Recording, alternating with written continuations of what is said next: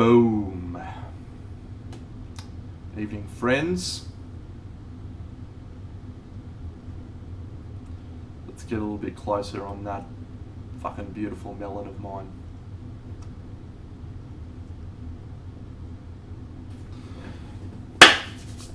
Hello, Q, Captain Carp, Rumble, Topulus. Friends, we're in for a good night tonight. Had an awful day at work, awful day, which is just topping off a pretty awful week, but that's all right because I've got new models, not painted ones, just ones I've purchased, and something else exciting to show off later on. But tonight we are going to continue our Blood Bowl painting journey, and here we are with some of these fatty boomers. I don't know what these guys are called, but I fucking like them. This dude looks like he's a Blight King though. He's got Blight King body. I've painted that before. This guy's cool. He's got a big fucking tentacle tongue thing going on. Bleh. This guy's just a straight up cheeky conversion.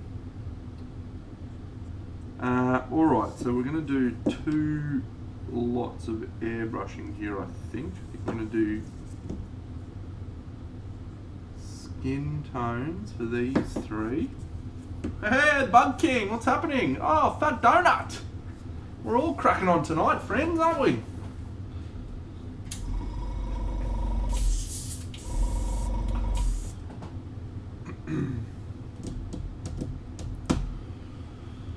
Oh, yes, Dr. Flink, g'day mate, thank you for coming on the stream tonight.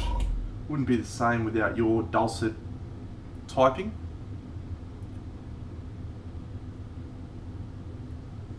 You are the colour I want, I think.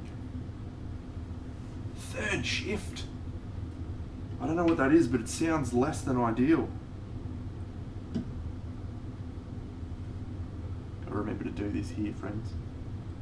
Bloop, bloop, bloop, bloop. Oh.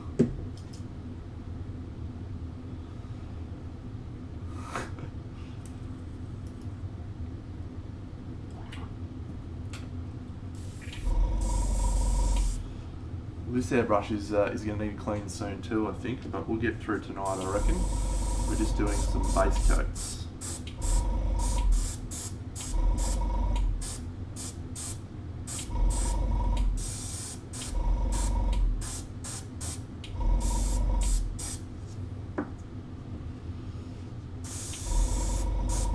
Yes, I've got some exciting show. Look, I think it's exciting. I'm sure that now that I've built it up, people are going to go, this was fucking shit, didn't I?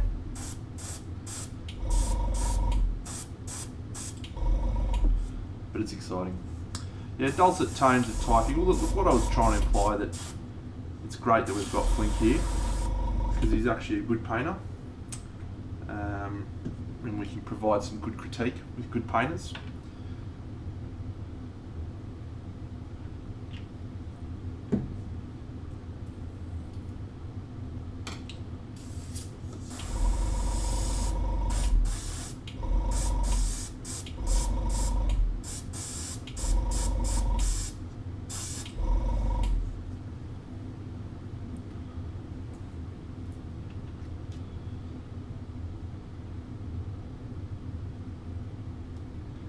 So here I'm mixing in the cup using the previous colour as well, so we get a little bit of transition goodness.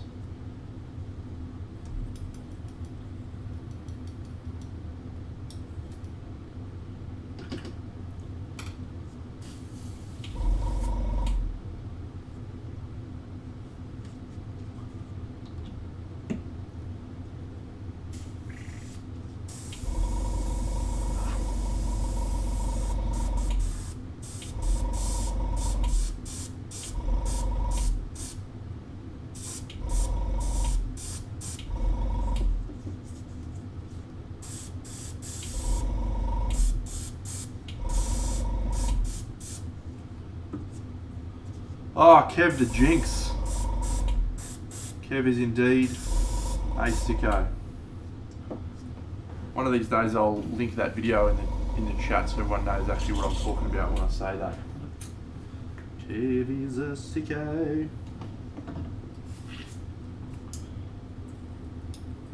I've got a classic joke for tonight too. I'm prepared for tonight's stream. I'm so prepared. I've got a joke, I've got stuff to look at, I've got soldiers to paint. How good's that?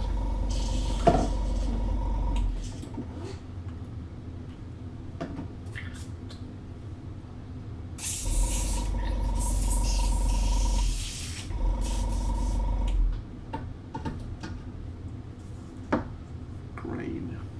Here you are.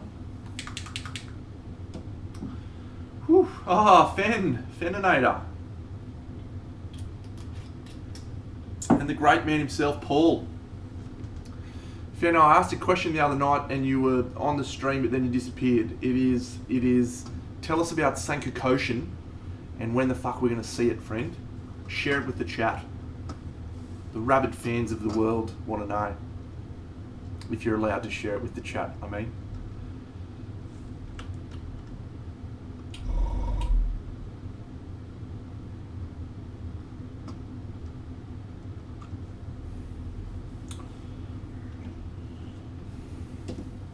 Come on, Fen, don't be a holdout guy.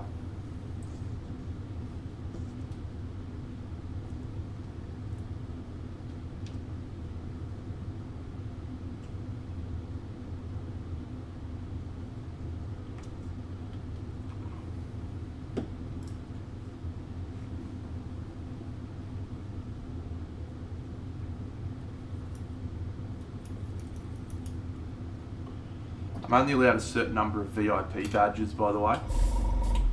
And I've just been giving out VIPs to every motherfucker. So, oh, maybe this dude should have been skin colour as well, actually. Oh well, it's done now.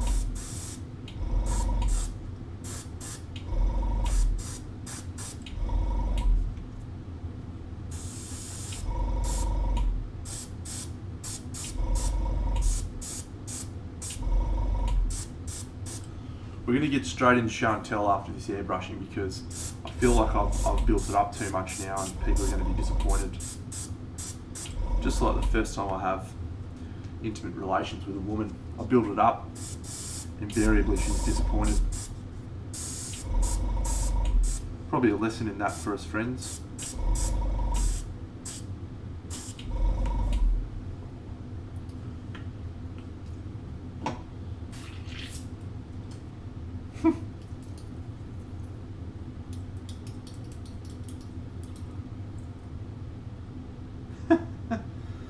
Me too, Rumble. Me too. Come on, Fen. Be the guy. Be the guy that everyone will cheer forever. Send us some pictures we can show off as well. Come on. Alright, here we go. Here we go. This is time for exciting times. So, I have a dude in Brisbane. His name is Jim. And Jim makes wood bases, plinths and shit. So I've got a big box of plinths I'm going to show off. Here's Jim's details. He does ship all across Australia as well. So this is Jim. Jim's Bases on Facebook. There's his telephone number. There's some pictures of his stuff. But here is my box of bases. I'm going to show these off. Yeah, Jim's the man. So I've been trying to get some little plinths for little busts. Sometimes hard to find good sized ones, so I've got this one and this is another little one for the same sort of scale. This one's pretty cool actually. This is supposed to be shaped like a bullet. It's got that sort of bullet cartridgey look, so apparently a lot of Jim's clients do historical stuff and they use that for military stuff. I think that's pretty cool, but I'm probably not going to use it for military. Here's another little interesting shaped one. I like ones like this that have some interesting angles. Like I'm going to use this for a dwarf because you've got these really geometric shapes, which I think is super cool. I've actually got a dwarf in mind for that one. I also really like these ones with lots of interesting textures. Jim loves doing super polished plinths, and I've been trying to get him to do some with a bit of roughness to them. So look at that, that's super cool. I like all that texture. I think that just adds a bit of interest. Sometimes it can be overpowering. You sometimes see plinths that are a right selection for a plinth is vitally important. G'day, chum dabs. So just a nice straightforward square one. Nothing wrong with that. Sometimes you need something straight down the middle. I much prefer dark plinths to light plinths. That's my preference. And the really dark stained woods that he does are my favourite ones. Yeah, the floors is what makes them interesting. So that one's really cool. This one's in a similar vein. I love this one. I haven't seen a wood design shape, or like a plinth design shape like this before. But maybe I haven't looked hard enough. But look at that, fucking awesome. And then here's this bad boy. They got a bit of dust on them from the box, because the boxes had wood in it. Look at that. I like that nice cherry red colour. That's a good size for like a 75mm figure. Another figure one, probably for another dwarf or barbarian. I might use this for my next project, actually, a big barbarian dude. And then my favourite ones, the biggest ones, another cherry red wood with a nice little lip. Look at that. These are really dark, these ones. Look at this. This is fucking mad.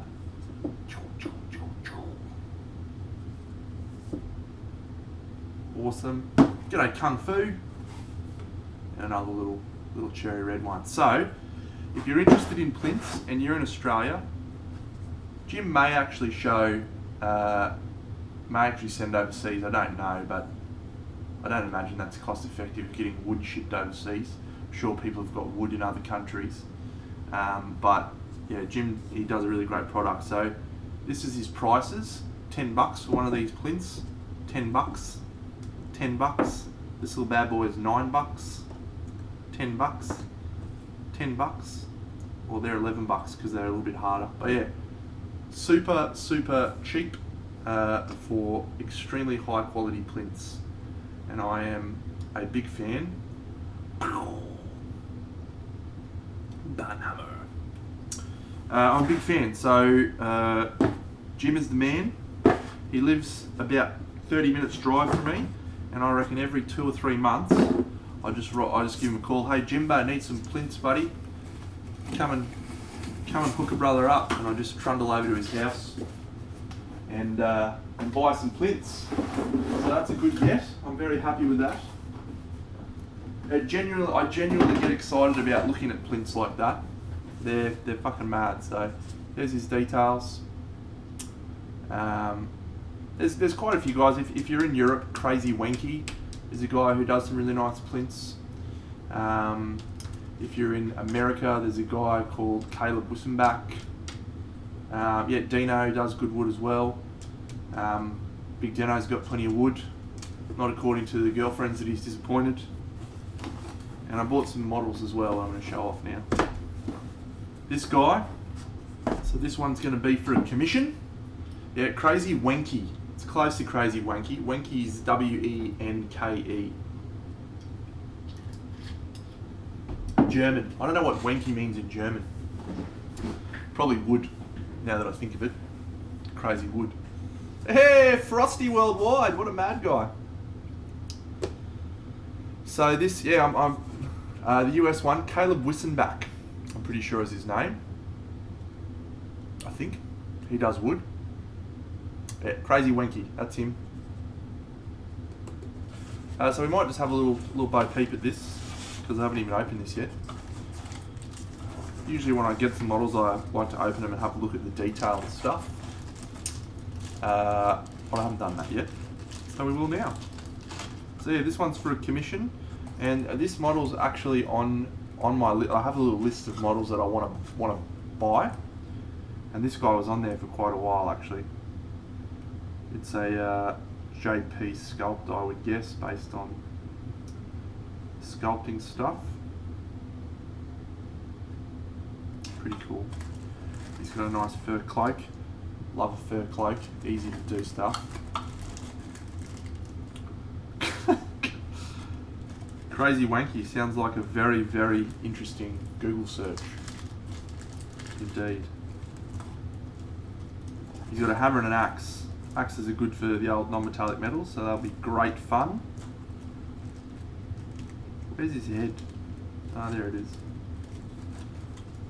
So I might, I've got a few different heads in my box. So I might look at doing a different head for this dude. We'll see. I like this head though.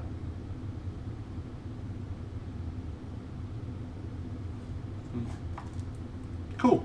Yeah, so seen quite a few really good versions of this painted. So I actually might bring one up on screen in a second from one of my favourites who I haven't talked about, who I'm going to do my spotlight on tonight. Yeah, so that's cool. Good model. That'll be the next one we paint on stream. Actually, after we finish these Nurgle boyos. Yeah, Sam Lenz has done some nice ones. Sergio Calvo Rubio has done 2 versions of it, and he actually did videos on his Patreon for it. But I'll bring it up right now before I go into the next models and show you the one I am a huge fan of. So this guy is a Russian painter, and he does everything by hand. Literally everything by hand. Oh shit, maybe I'm wrong. Maybe it wasn't this guy. No, I'm pretty sure it was. Maybe it's only on his Facebook page.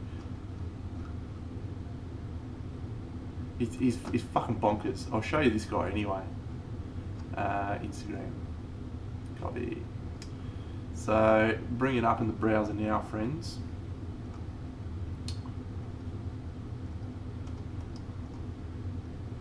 This guy's name is Sergey Chaznik. And he is a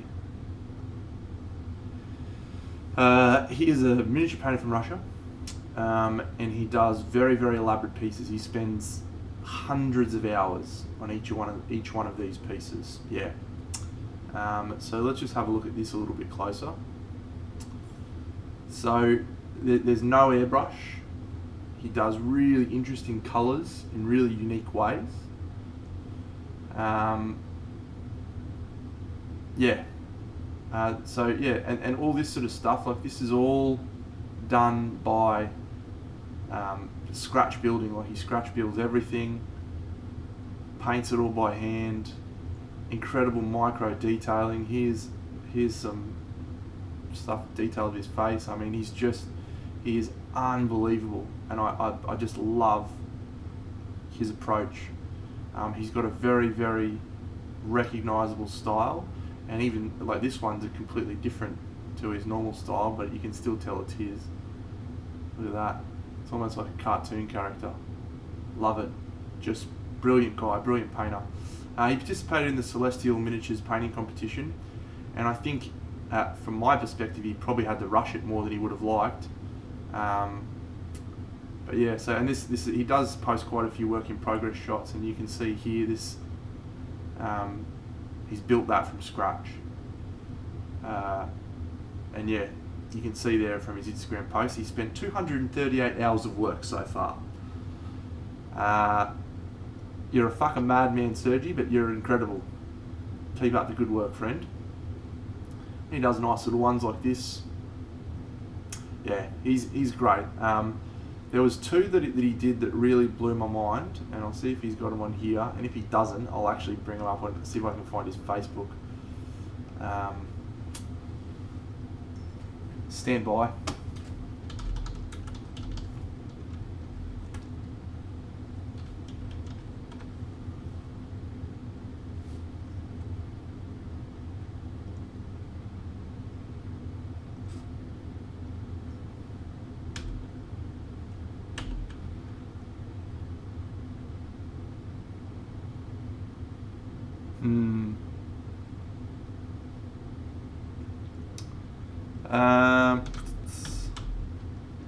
So WE7 Art is his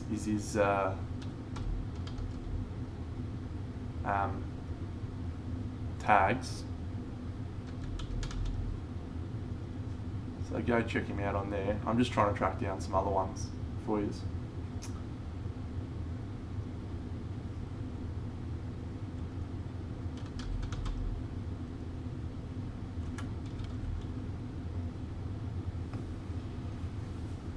I'm sure he did Maddox. Yeah, he does post a lot more stuff on his Facebook, so you should try and add him on Facebook. Here is the one that I was looking at. So here's another one, another feast for your eyes, friends. Same guy. That work? Yep, there we go. So all of the cloak detail there is actually hand painted. That's a smooth cloak, believe it or not. Believe it or not, I'm walking on air. Yep. Unreal dude. Probably just a bit obsessive. Good luck to him. As my dad always said, we're not here to fuck spiders. Just get it done. What a legend. No, I can't find his Maddox. I'm sure he did a Maddox as well, but I can't find it. Anyway. So this guy, Sergey Chasnik, WE7 Art. He is tonight's super friend from Where to Be a Mad Painter Guy. Here's another one I bought today, or received yesterday, or last week. Another one of those fantastic times where I was like, yeah, I really like that model. I think I'll buy that. And then I didn't, and then I had to buy it second-hand market. G'day, celery. The thing about, I'm always surprised by how big Karel Rudik's sculpts are. They're always way fucking bigger than I expect. Like that Kane vampire, he's so huge. So large and in charge.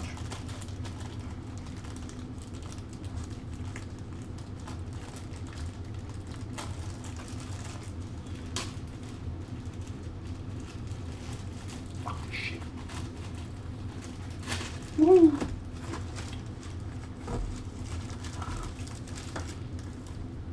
Yeah, significantly bigger than I was expecting.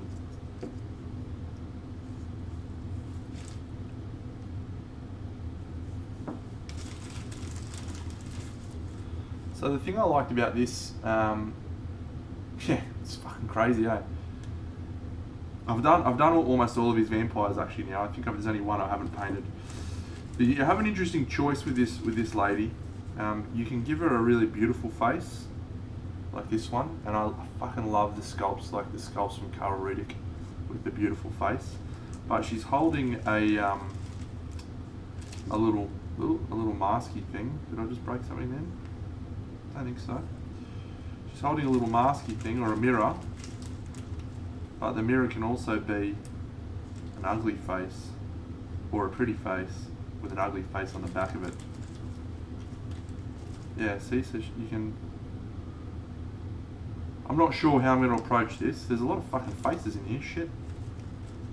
Little ducks, fucking feet, chicken legs or something. Cool. What's this thing? Oh, it's the cat. Yeah, really cool model. It's incredible. Oh yeah, I love little dolls, creepy little dolls. Look at that. Beep. And can't go wrong with a sickle. Ah, the Jags. The Nicker Jags. Welcome, friend. So yeah, so this will be fun. Haven't got any plans for when I'm going to do this. Just decided to buy it. So yeah, that sits like that. And we get to decide if she's got ugly face. We get to decide if she's ugly Betty or whatever that face is. Is that? Oh yeah, she's got a smiling face or a non-smiling face. That's an excessive number of faces, Carol. Can you please sort that shit out for next time, mate? Meow, meow, meow.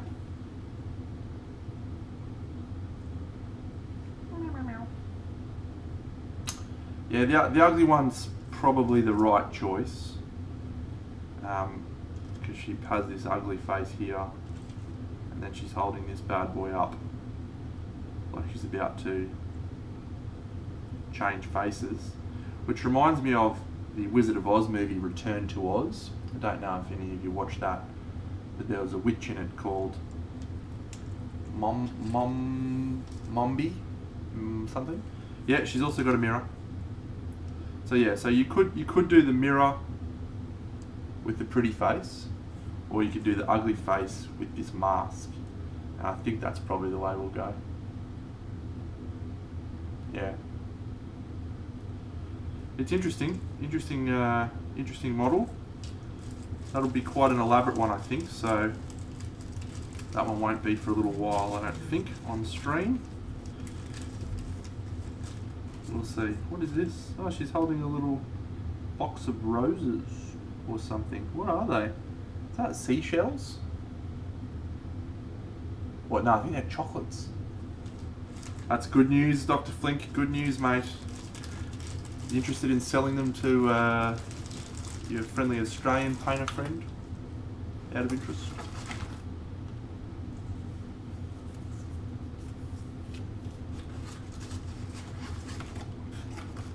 Ugh. I don't think they're the yummy ones.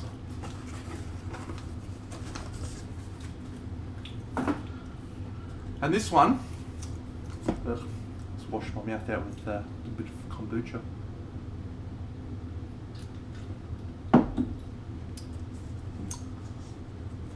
This one says Dude with Wolf. Does anyone know what this bottle is?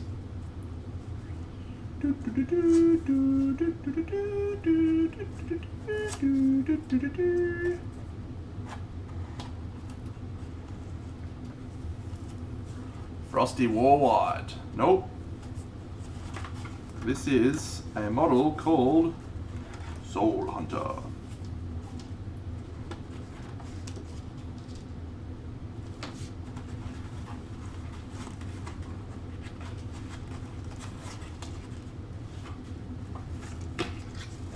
Oh, g'day, Billy Goat. So this model is a limited edition model, only 100 copies ever made. Many people are excited about this model. So, fucking mad dude, and he's got a wolfie friend chained up to him. I'll show you Andy Wardle's version of this actually, because that's actually fucking legit. Soul.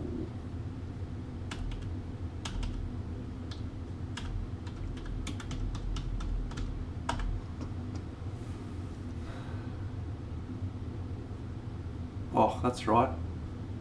There's like 3 dudes who did copy versions of this that are all fucking legends. Andy Wardle, Robert Carlson, and Mark Masklins. Some of the best. Let's show all 3 of them. This is Masklins. Yeah, this is old school stuff. So this is Masklins version of this model. She's a super freak, super freak.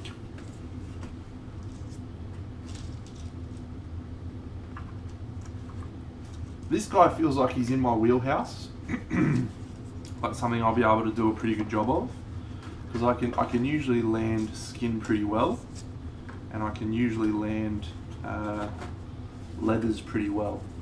So those 2 things bode well for my version of this model. So that's Masklins. This is Robert Carlson's version.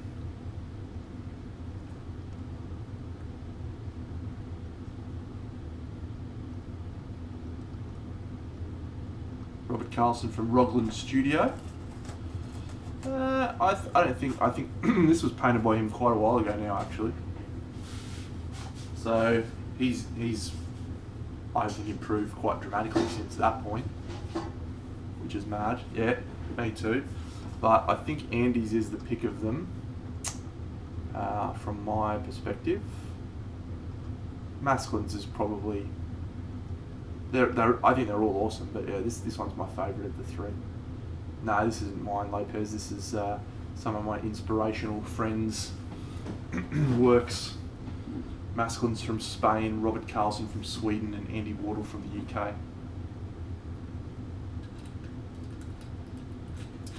No, Nicky Jags, I just bought that model, so I'm showing off some painted versions of it so I can get some inspiration.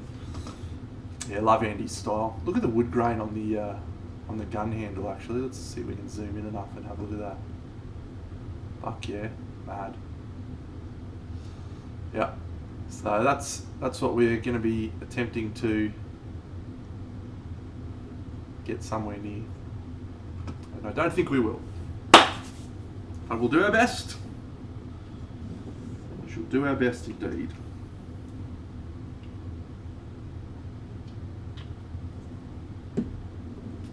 Patrick! Welcome, buddy. You've timed it well. We are about to get into the proper painting of the evening. We're going to try and knock over 6 of these guys tonight. Probably struggle with these, I think. They're a smidge bigger than the other ones. But we'll give it a crack. It wasn't Indian, mate. It was Finnish. It's a Finnish folk song. If you participated in the chat a bit more, you might know that. Hey Paul, hey Paul.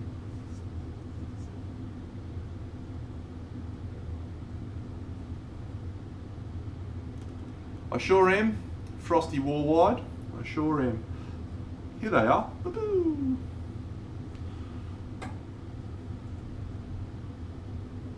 Are you still going on that one model, mate? You need to improve your speed. That's a disaster.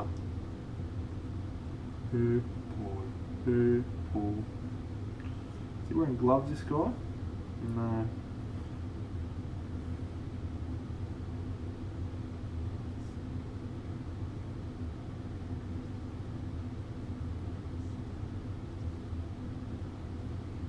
Thanks, man. It's pretty easy to do. You'll see it right now. Or in about 10 minutes when I do it.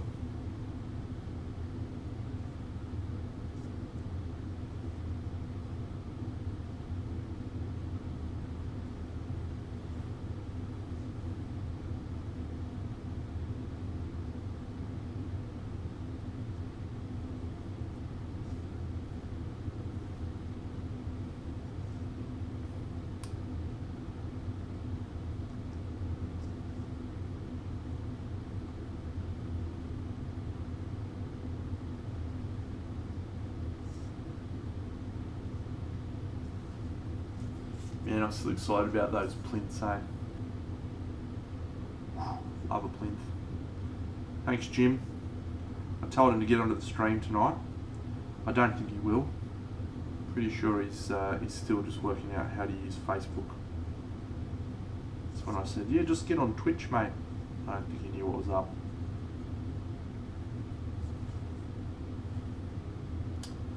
Thanks, Dr. Flink.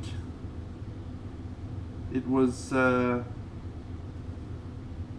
probably one of the quickest editors I've ever seen, or certainly the quickest I've ever got. I posted it, came back 5 minutes later to add another photo, or try and add another photo, and it was editors, and had 5 votes. So that was fun.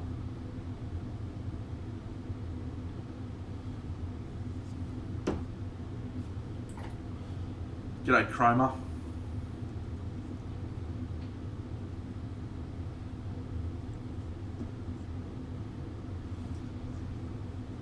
I don't know, sometimes I wonder how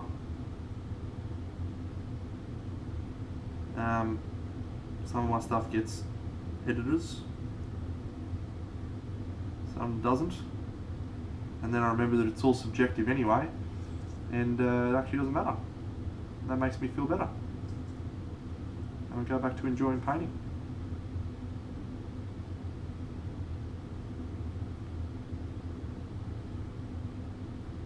You posted any stuff on there, Flink? I don't recall seeing anything of yours.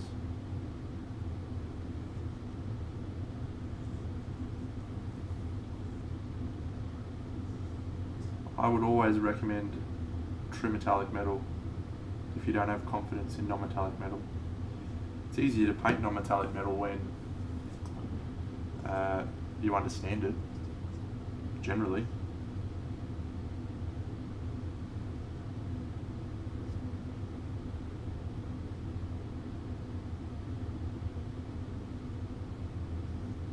Don't call my name, don't call my name, Fatty Boomba.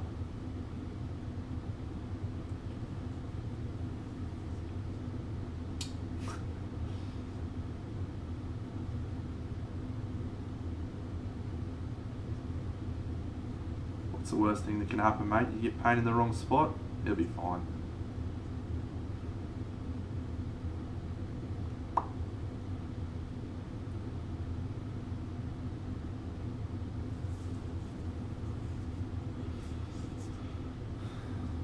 Pop a link in the chat. Dr. Flink, come on, mate. The fans of Flink want to see.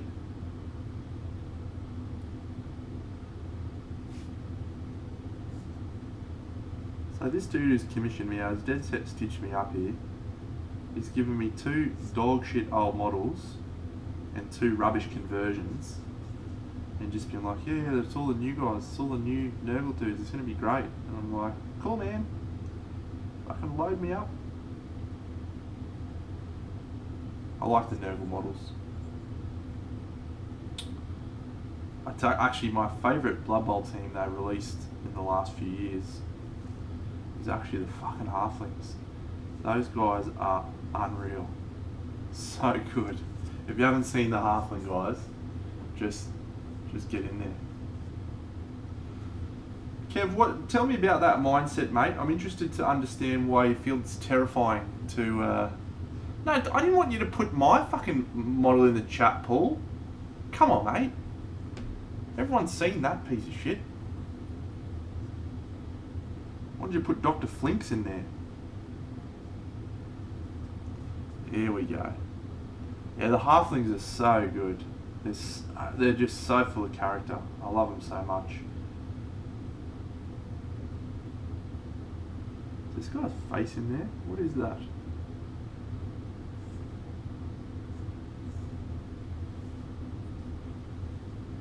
Nice. Oh, that model, that's fucking mad. That Rackham model from, I don't know if you remember this, but Sebastian Archer wrote an article on painting with true metallic metals on that one dude. It's on the Oz Painters forum. I might see if I can find the link to it because I still fucking refer to it this day. It's such a great article. Showcasing the way that Sebastian used to paint, and I remember that model from that article every time. It reminds me.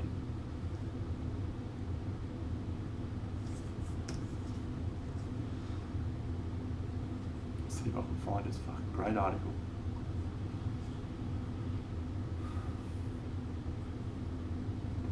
Okay, I think the thing you got to keep in mind about Putty and Paint, it's not a website where you get feedback. It's a website where you post your stuff, and if you're lucky, other people will give you some feedback, but more than likely they might just click a vote, and they might not. But the reason that I like it, and I use it, is because it gives you a record of your models over a period of time. There's models, the very first display model I painted is up on that site, and the majority of things I've painted since then, if it was something I was happy with. I don't keep stuff up there that I'm not happy with, sometimes, but... So you're not competing against other people there, Paul, Kev, you're just putting your stuff up, mate. Don't be afraid. What do you think, people are going to be mean to you? They'll say, Kev, you fucking sicko. Your paint job sucks, man. No, they're just going to say, silver. Bronze. God.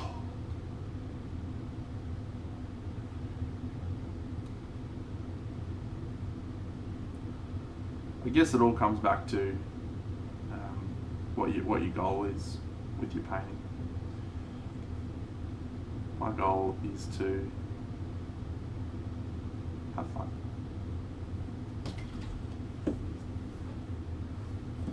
I'll see if I can find that Sebastian Archer article really quickly because it's super worthwhile. Automaton metallic.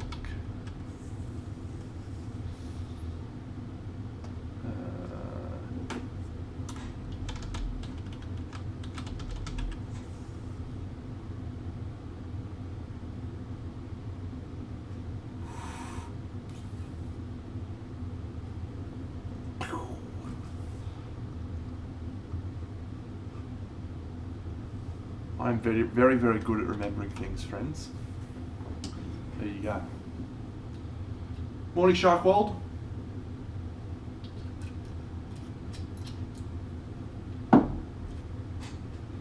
Droopy! G'day, you superstar.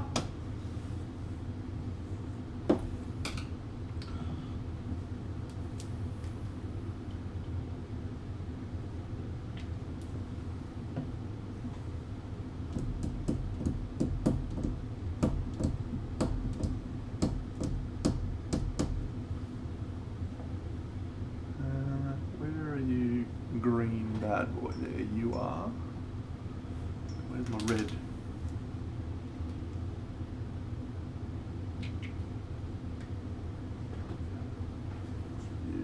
Purple.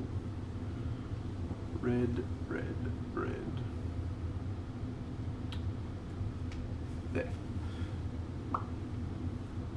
Oh, Teams meeting. Fuck, I hate those. I had 3 of those fuckers today.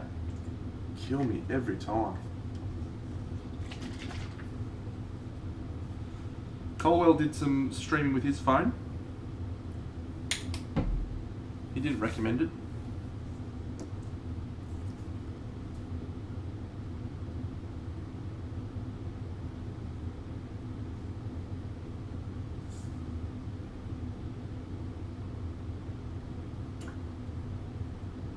Yeah, he did. He did indeed strap it to his head.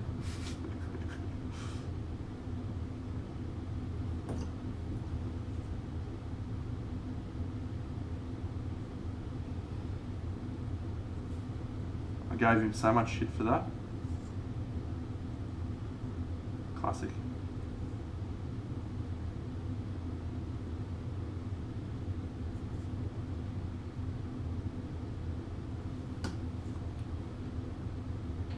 Yeah, you got to zoom in real close on a guy just doing this.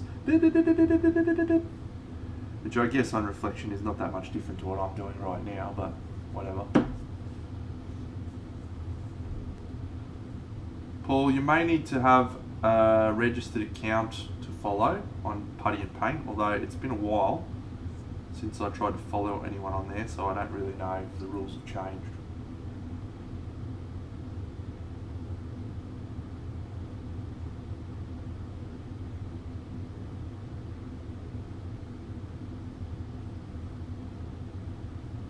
This guy. Are you not entertained?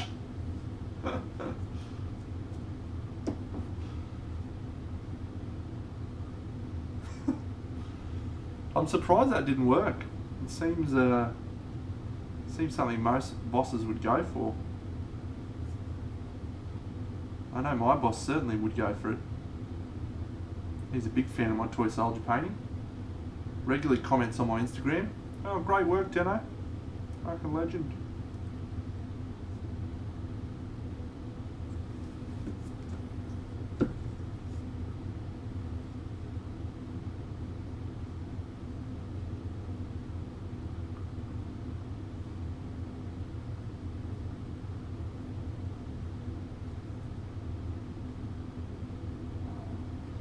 I'm excited about starting Maddox. It's going to be good. Topulus, what are you doing awake, mate? I'm gonna try and do weekend streams for you, friend, just for you, buddy. And literally no one else. So it'll come up on your Friday nights. Probably.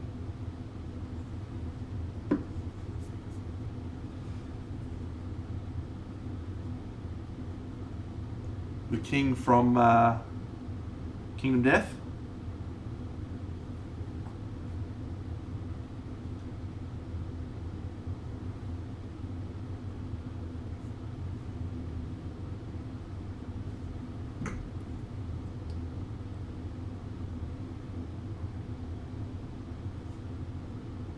Awesome.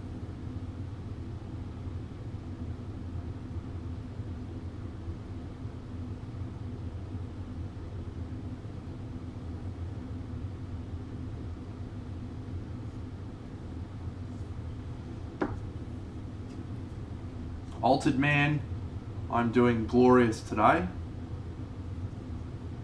I'm excited to be sitting at my painting desk and enjoying beautiful commentary from myself.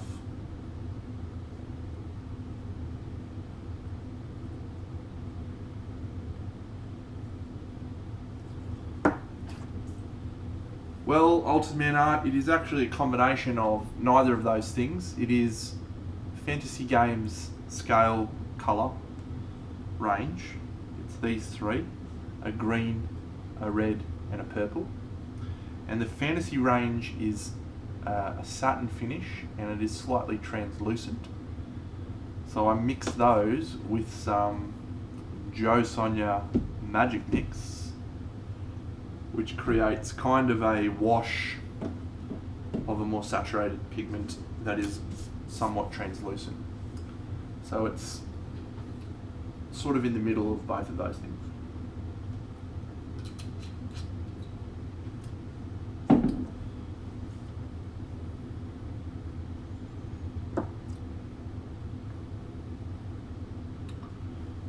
You're referring to my commentary in general or just that paint thing? I'm going to take it that you're referring to my commentary. Yes, thank you, buddy. I am very interesting indeed.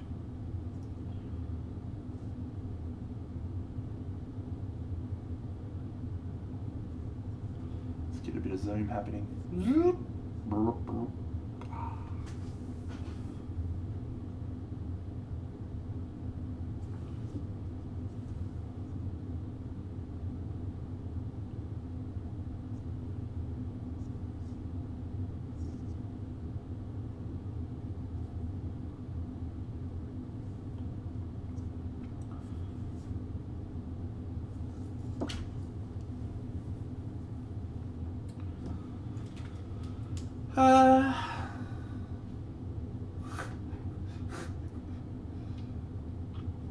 Quite a few comments through there. Give me one moment to read them.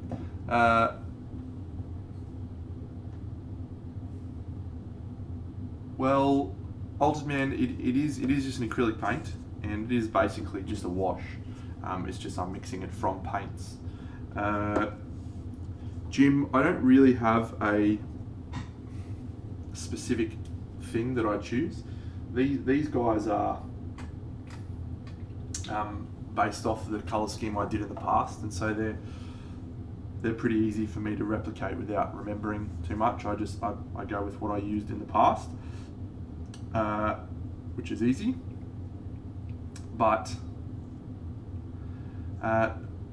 it depends on the atmosphere of the model, and that will usually inform my decisions about what I choose to use for highlights and shadows. So for example, if I have a desert environment, then I tend to use warm colours, warm yellows for highlights,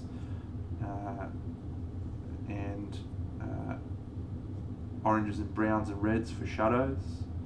If I've got more of a cold aquatic environment, then I'll use colder colours. So it usually is dependent on the environment that the model exists in. And as I've talked about before, that the first question you need to ask yourself is, where is the light source? The second question after that is, what is the environment that the model's in? Because that will usually inform the colour choices that you make for highlights.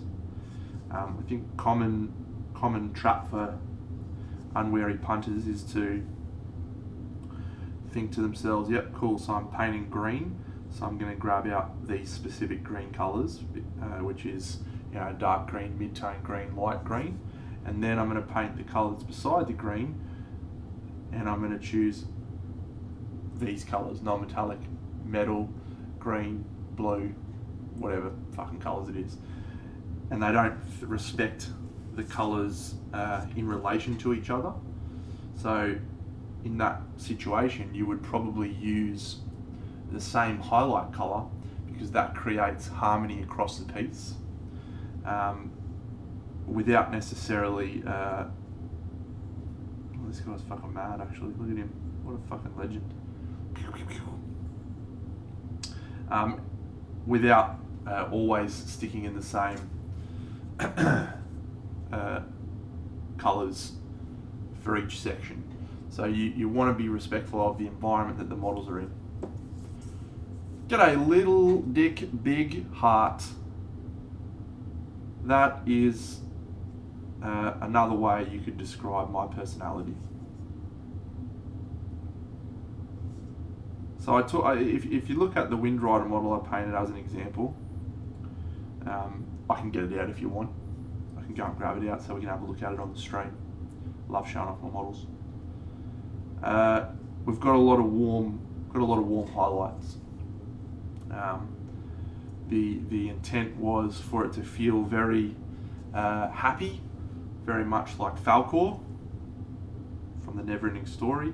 So it's all warm colours, all creams, and a lot of yellow tones mixed in there. And so the yellow tones are reinforcing, first of all, the colours on the cloak, and but also just sort of keeping that harmony of colour together.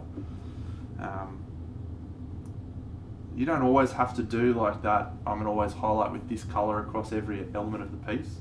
And sometimes you don't want to do that because then you can lose contrast. You don't have enough differentiation between each section. But it is something that, as always, you just need to be aware of and mindful of the impact of the choices that you make has on the piece. So, very good.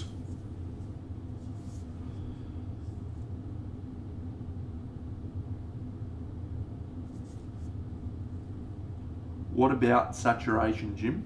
That's a very broad question. What do you mean? How do I decide what saturation I'm going to use?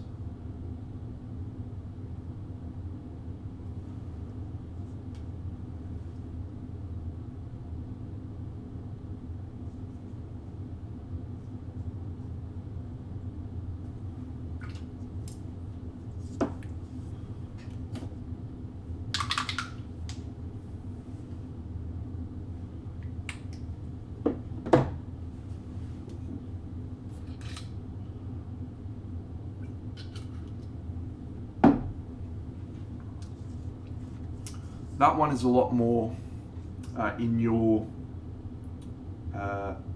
creative control.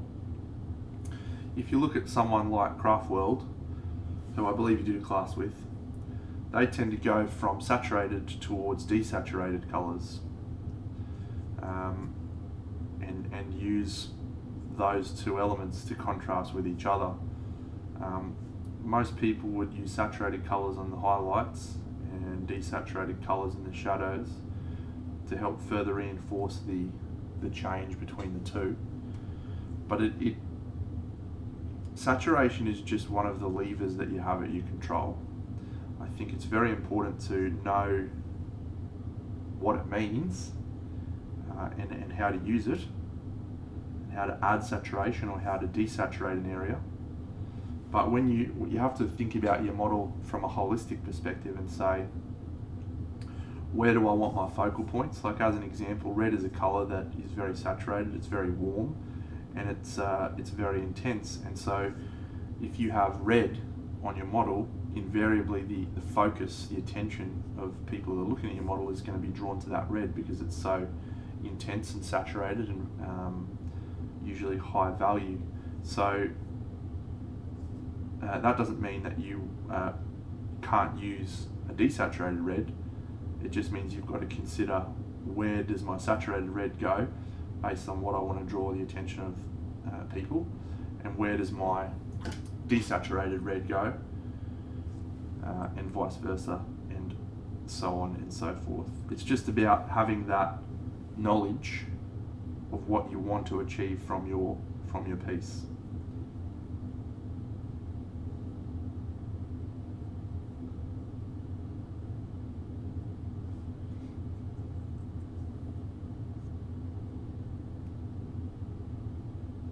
what it's worth, I generally fall into the desaturated in shadows.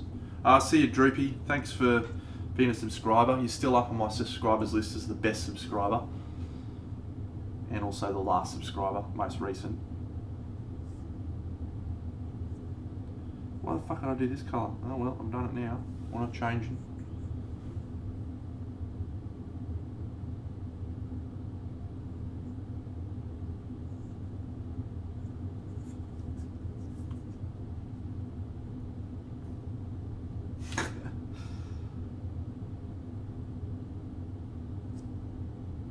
I mean, Windrider's probably a little bit desaturated.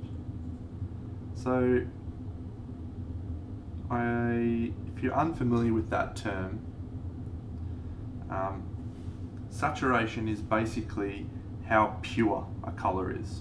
So if you look at a pure red, that's intense, with no added white or black to make it darker or lighter, just pure red, that is a colour at its most saturated.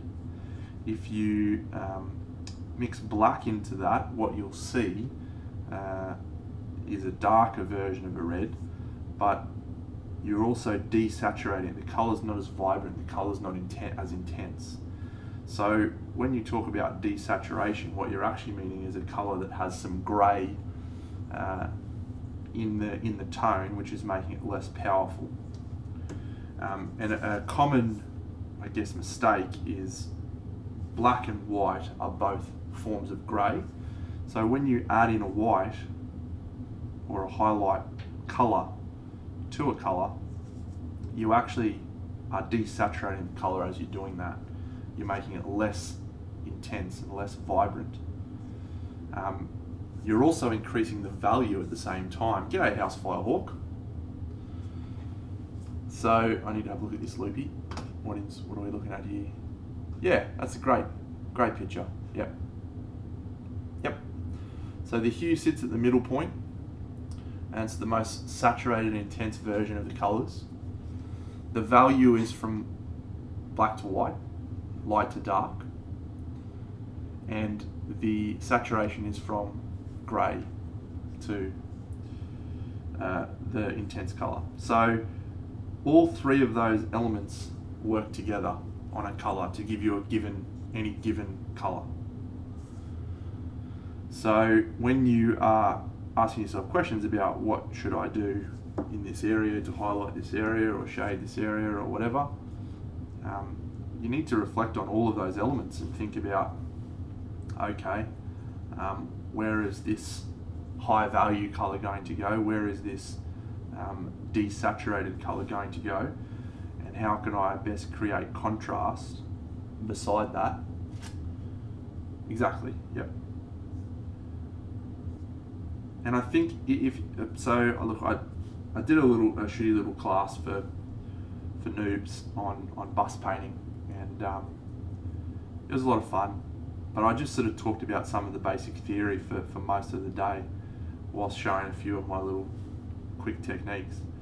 And one of the pages that best explained what I was trying to say showed off some examples of contrast. See you, chum dabs. Unlucky, mate. Yeah, I'm not going to upload this one to YouTube just to fuck you off so you miss it out.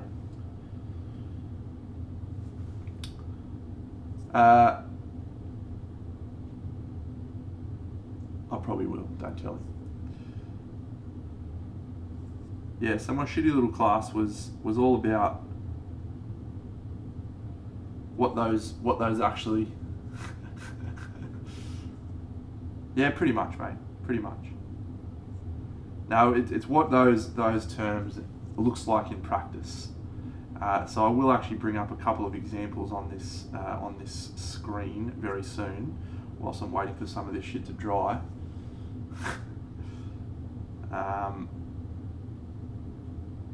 Love you, chum dabs. Yeah, so you can sort of refer to something that actually explains what I'm talking about. So let me just quickly polish a little bit more of this stuff off. So we're working with pretty dilute colours here, pretty thick colours. Go and light the clappers here.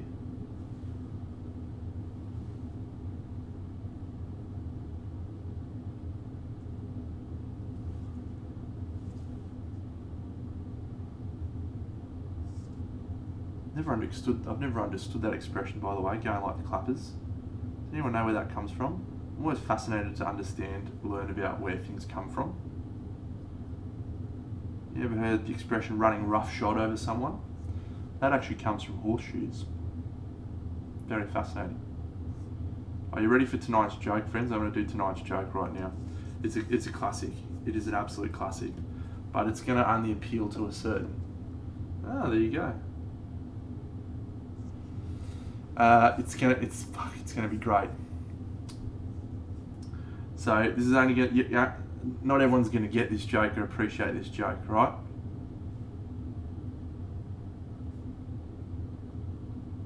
What did the non-binary prospector say to his friend? There's gold in them there hills.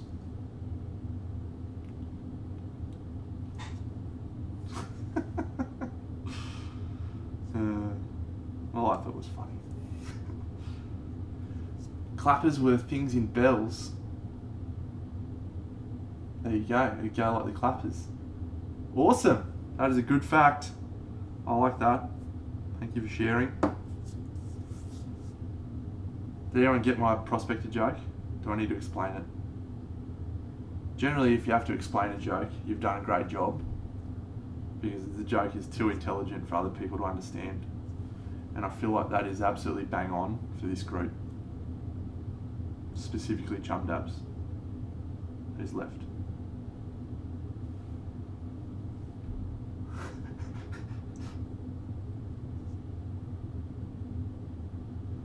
Don't even know what's going on in that guy's fucking head.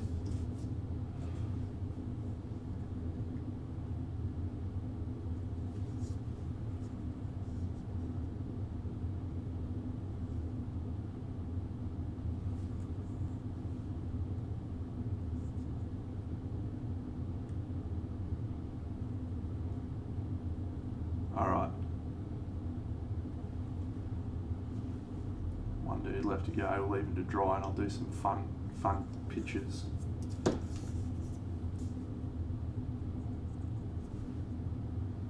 Played a game of Maracaibo last night. It's a good game. Good game. We recorded our highest ever score in that game.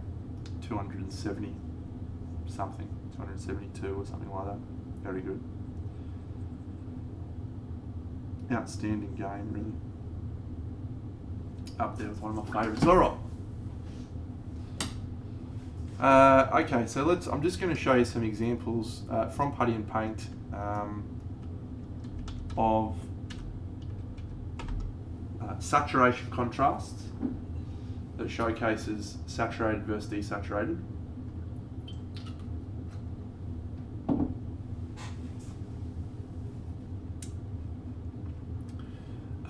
And then some of the other ones. Alright, stand by. So this first one is saturation. And it's done by a painter called Arnau.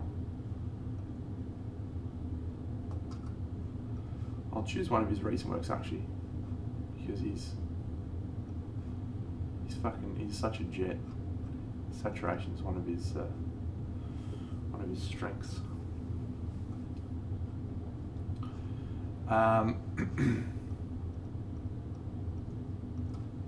So this is actually from the recent Kickstarter. So he's so great. He's up there with Natalia for me in terms of my favourites at the moment. So this is an example of like saturation contrast. So if you have a look at the left hand side of the piece and sort of the upper area, we've got very grey tones, greyish tones. Whereas if you look at that area down the bottom, we've got a lot of warmth, a lot of vibrancy, a lot of colours. The orange is very saturated.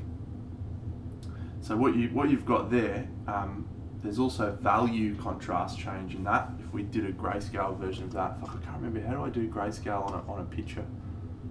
I can't remember how to do that. Can anyone tell me how to do that? I forget.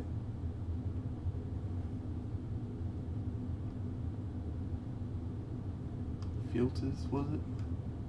No. Interact. No.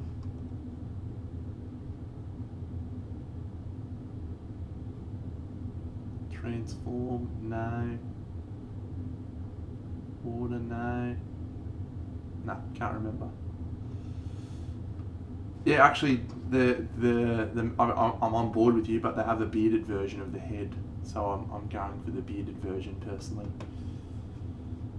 Anyway, so that's a great example of saturation, and there's a closer version of it. So I'll show you another one from Arnau, and I could probably just use him for all of my examples because he does all of these things so well. So this is an example of warm and cold.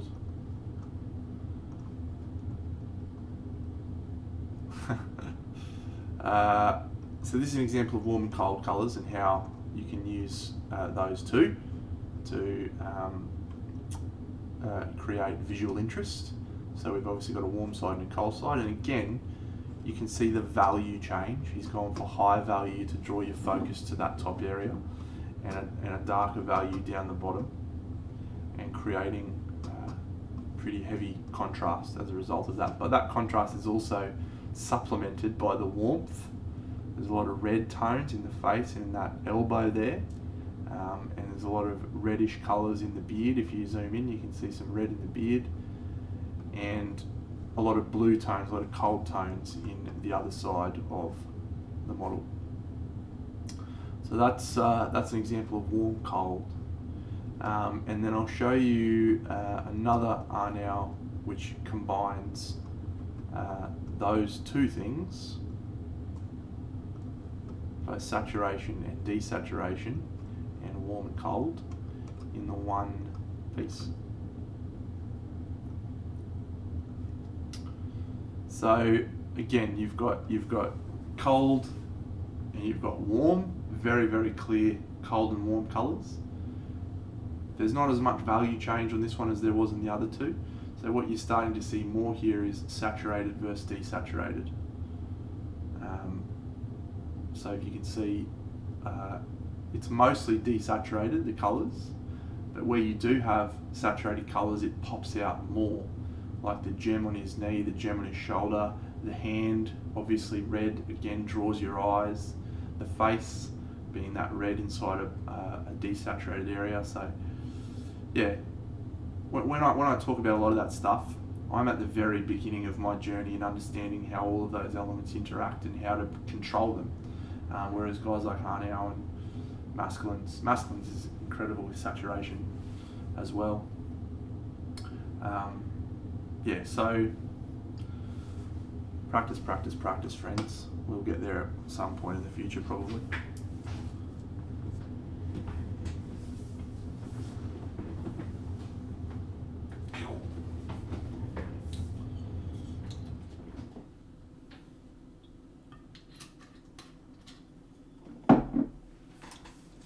All right. Bit of green. Boop, boop, boop, boop, boop, boop.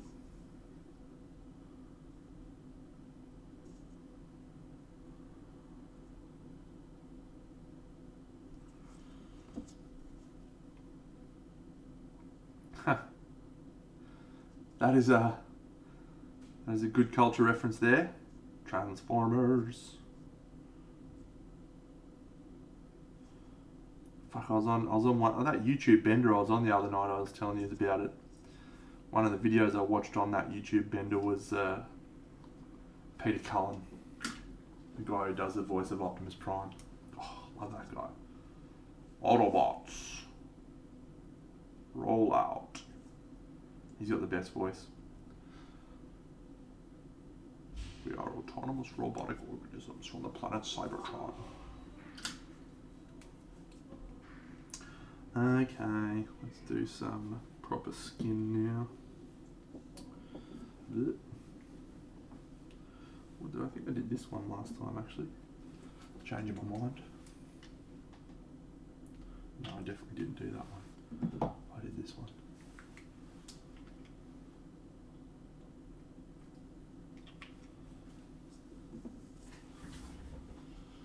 Curry House Gaming, welcome.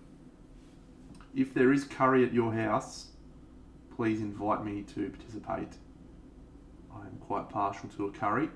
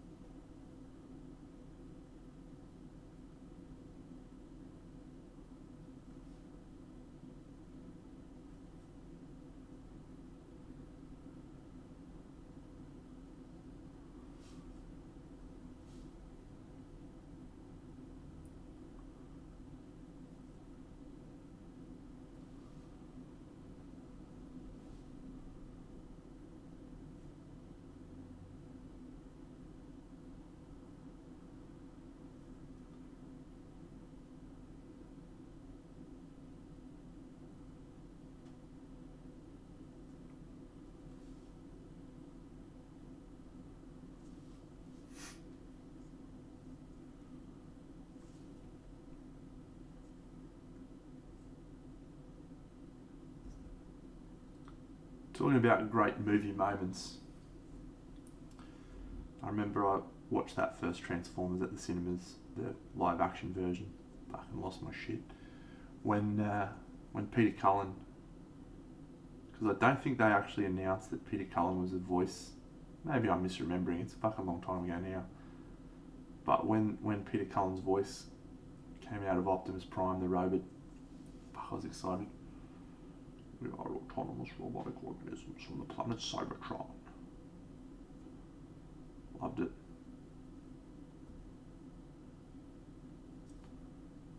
Actually, they got Frank Welker to do the voice of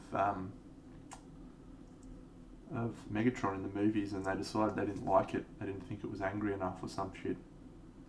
So they got Hugo Weaving in to do the voice of Megatron instead.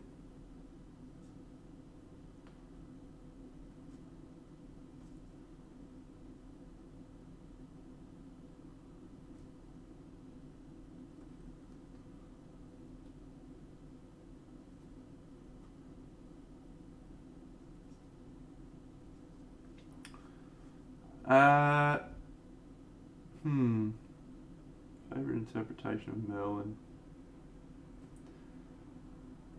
Can I say Harry Dresden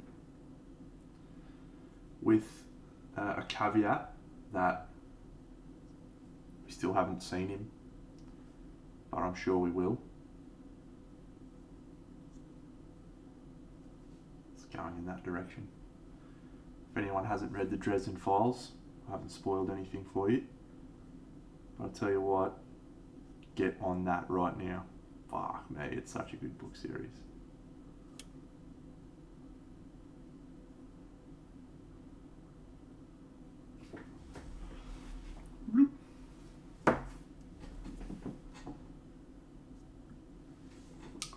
Oof.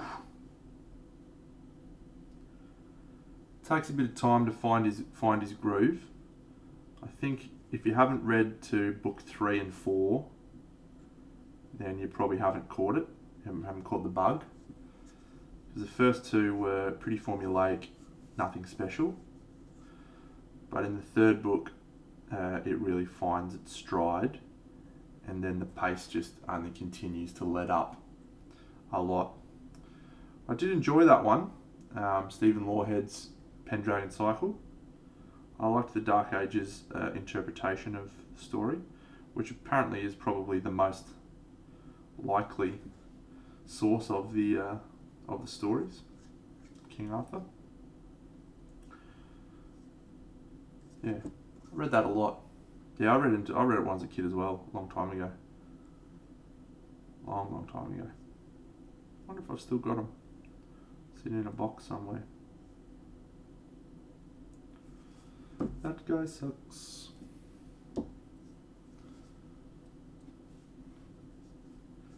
Yeah, if I tell you what, I tried to get my girlfriend to read Dresden Files as well, and she sort of read the first one. She was like, "This is shit, man. Like the main guy is a misogynist pig, and it's just very generic." And he actually wrote the first book.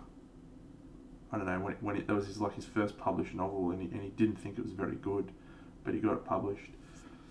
And the second one again was him sort of experimenting a bit and finding a better voice. The second book's better than the first book, but it follows a very similar storyline. But the third book, it completely diverges from all those tropes and introduces all these mad characters, and it just launches from that point. The first three books, for the first five, he split the books into groups of 5, and the first 5 books are basically about Harry being a poor private investigator who's never got any money and can't afford to do anything, and that sort of makes up the story. Is like, how does he get enough money to survive and pay rent and all that stuff. And then the next sequence of books is more about setting the stage of what else is happening in the world, and some bigger arcs of plot occurring. And then the next 5 books, which is the most recent 5, is putting some of those universe elements into war with each other and having a massive shake-up of the universe as it exists. I'm probably as I've gotten older, I've read lots of books. The Wheel of Time was my favourite when I was a kid. Grew up reading that. Yes, Azothos, I finished that Dragon, mate. Would you like to see it? It's over in my cupboard. I can go grab it. It's pretty exciting. But I don't think any book series has captured my imagination as much as Harry Dresden has in the last 5 or 10 years. He's a really clever writer. But even more interesting is he wrote another book series. I don't know if you've heard this story, but he's this fucking legend, Jim Butcher. So he was in a writing class. I think he was teaching it, and he said to his students, or it might have been a writing group or something.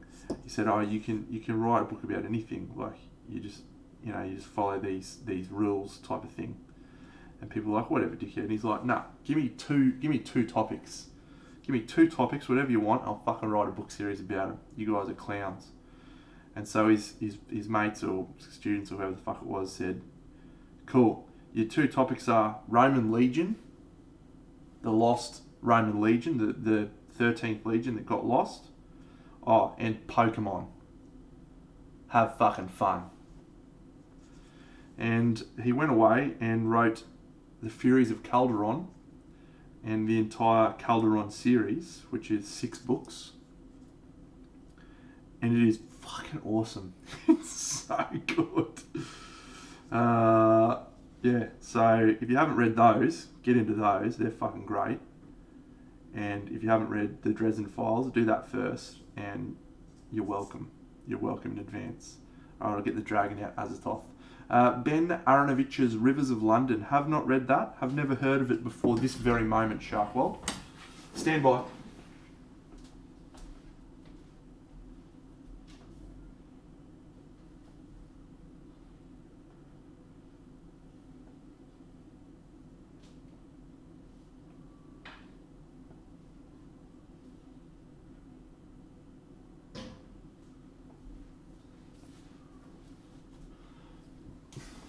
dragon!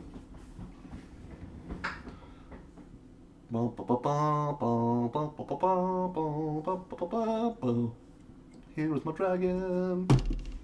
G'day, Phoenix. Someone just asked to see the dragon, mate. I wasn't showing off. Someone asked, I promise.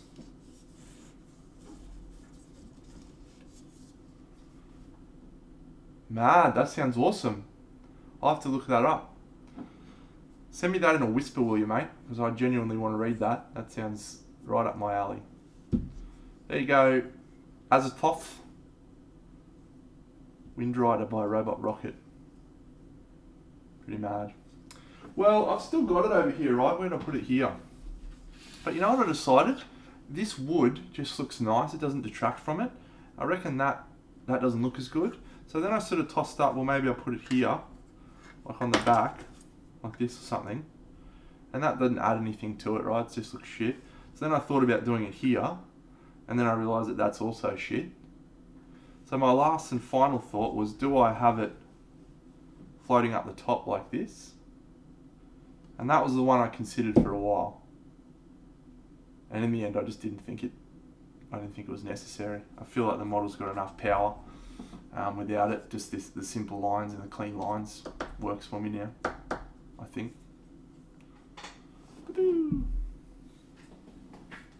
Yeah, it is from the Big Jar Bust. Spot on, Topulus. Spot on. Back in the bits box she goes. Oh.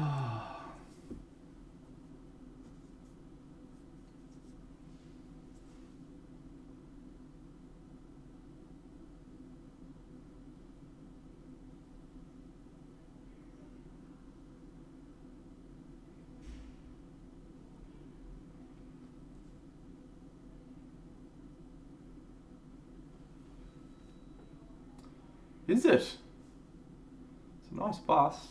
I painted it. I do a little non-metallic metal study.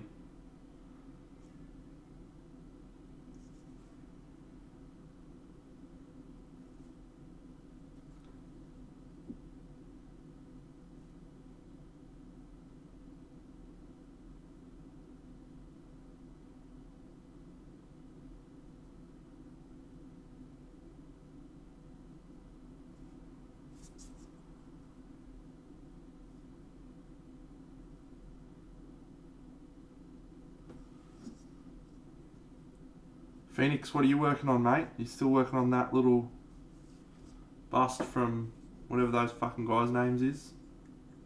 Luxumbra? Tarek? Maybe?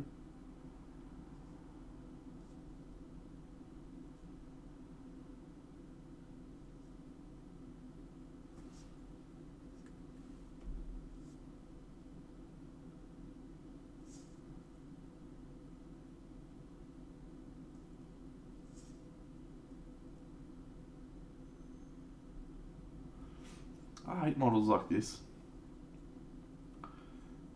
By that I mean, like there's too much happening. There's too much detail on the model. And so it makes it hard for you as a painter to have an interpretation of the volumes.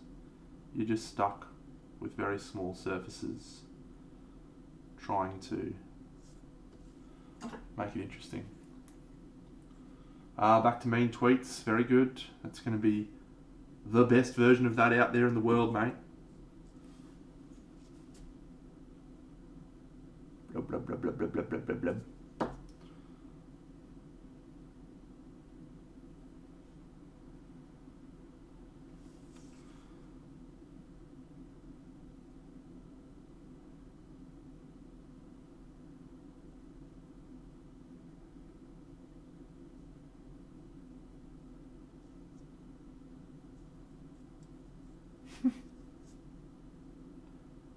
I believe in you, mate.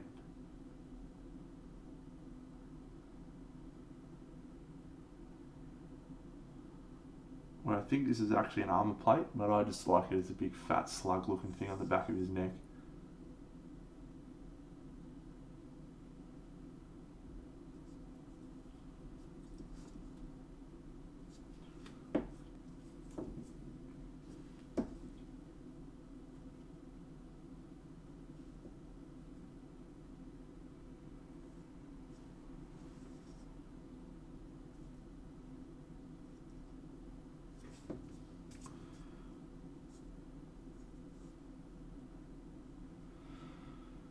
Alright, so how are we going for time? Oh my god, it's 8:30 already. There is no chance we're finishing these tonight on stream, friends. I've done far too much talking. Far too much showing off of other people's cool models and cool plinths. So we're going to have to go into power mode now, I think. Get fucking serious. Alright, it's time for brush speed.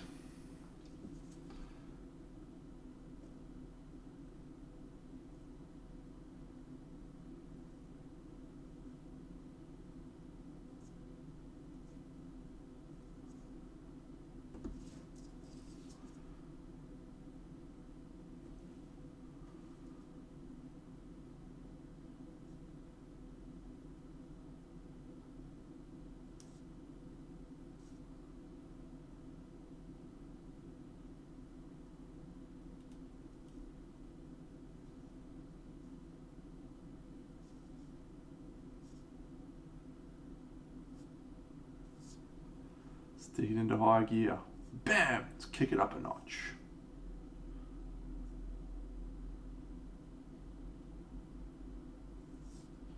Just get your Spice Weasel. Bam.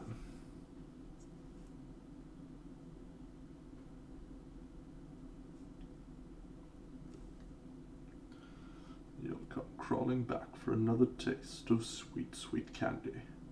Bam. $5 to the person who gets that quote. Flick, you're not eligible. By the way, Flick, I showed off Mad Axe tonight on the stream. Get excited. It's going to be great.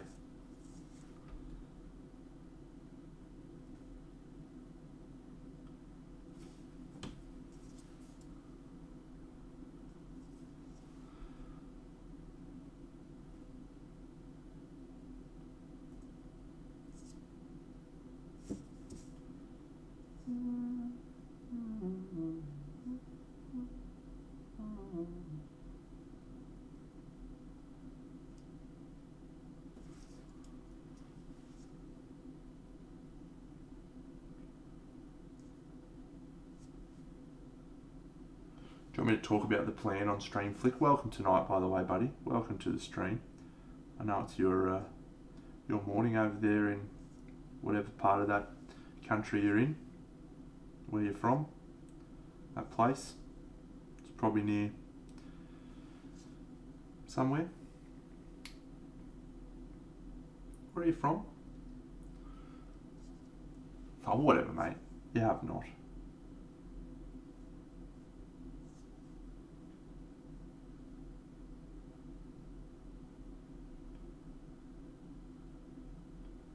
Nottingham, Yorkshire, somewhere near there, isn't it? Leeds, Surrey, Bath, from Bath, Yorkshire. I visited Yorkshire 2.5 years ago. We went to the town of York, my girlfriend and I, stayed there for a couple of days. I would have to say it is one of my favourite towns in the world. I visited a lot of places. It was a delightful place. Delightful. It's got walls that go around the town. It's got a lane called Harry Potter Lane, which isn't actually called Harry Potter Lane, but it feels like you're walking down Harry Potter Lane. What's it called again? The Shingles or something? I can't remember. Something like that. It's great. I loved every second of it.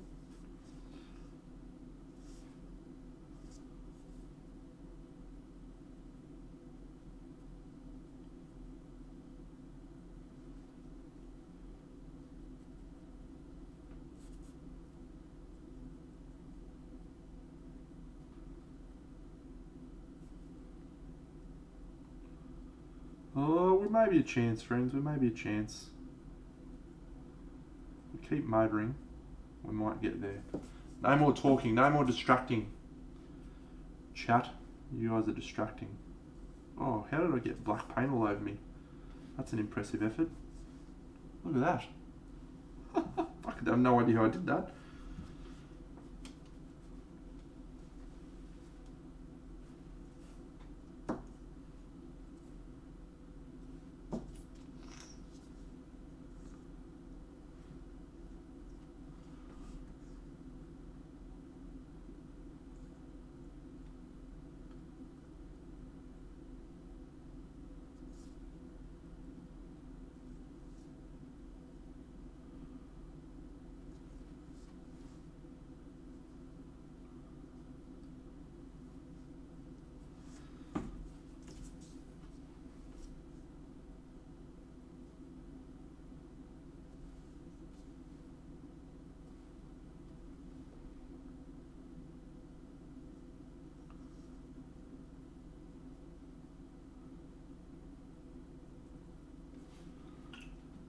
See you, Jimbo.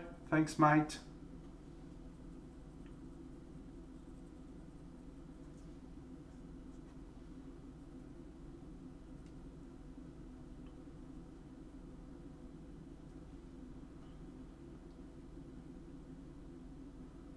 Andy Wardle lives in Bath. My girlfriend and I did plan on going there that same trip, but we ended up going north instead. North from London, and yeah, it was a good choice. Oh, Bridgerton! How fucking good was Bridgerton? Love that shit.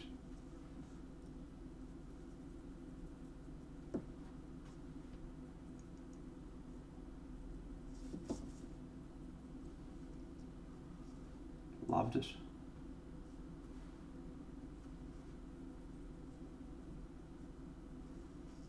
Explaining to one of my workmates how good it was. He's like, what's the show about?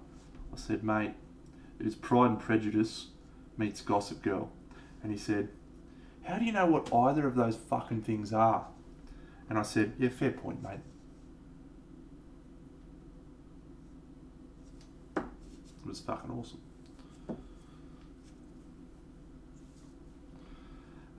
That is the same crazy colours I showed off on the stream earlier. It is Tindaluse Red, Hastur Purple and Despair Green from Scale Fantasy Colour. And it is mixed with Joe Sonia Magic Mix to create what is not quite a glaze, but not quite a contrast paint or anything. It's a wash.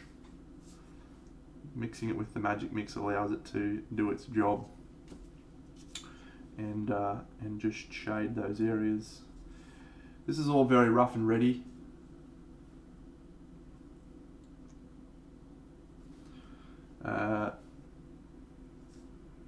But this is the technique I use for the Nurgle guys. It's just a way to get quick, interesting colours and skin tones into the models, which is what I'm trying to do. Add some interesting colours, shapes, etc. Yeah, it does. And because you're using washes, what you're doing is you're filtering the skin, and it's also softening some of the roughness of the transitions that I did, which is its main advantage, which is great.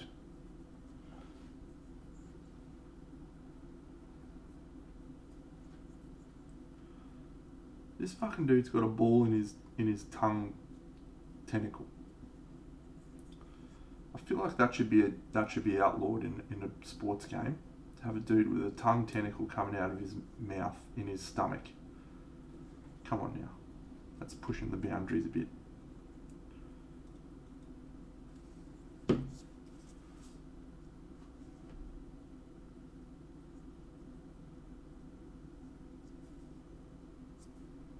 Okay.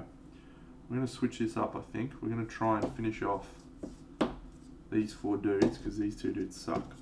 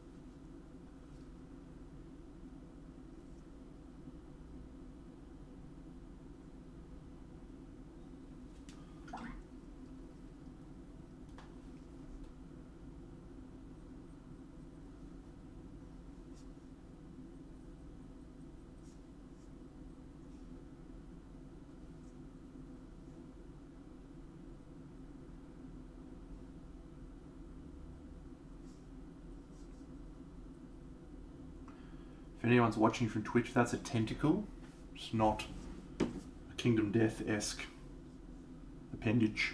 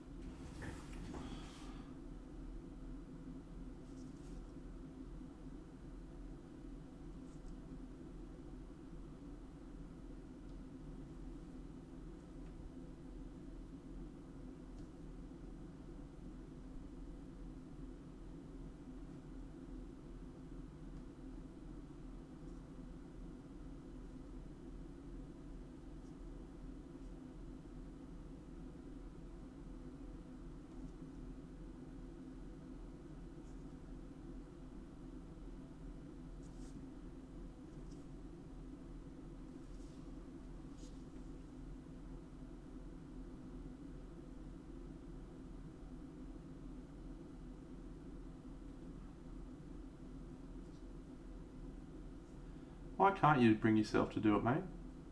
You're worried that you're going to mess up your models? What's the mindset?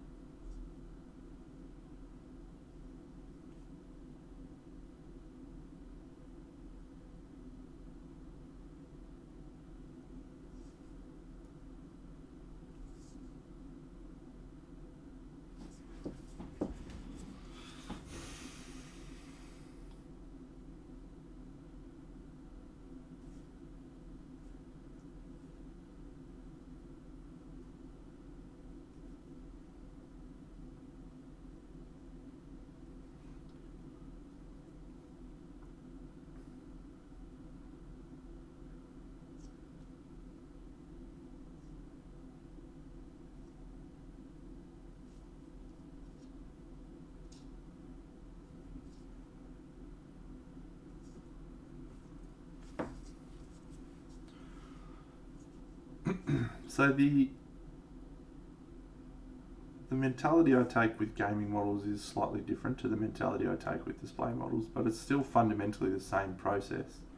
I just sketch quicker and refine less than I would with a display model, but it's ultimately exactly the same techniques, exactly the same approach,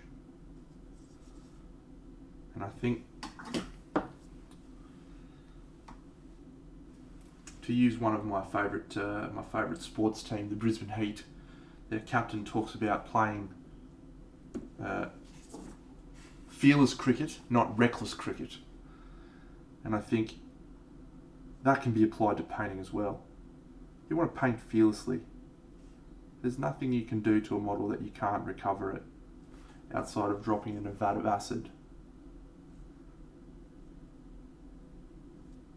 So be fearless. Make mistakes.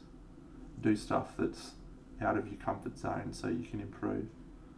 But don't be reckless. Don't just go crazy for the sake of going crazy. Don't just do crazy techniques because you want to do crazy techniques. But be confident.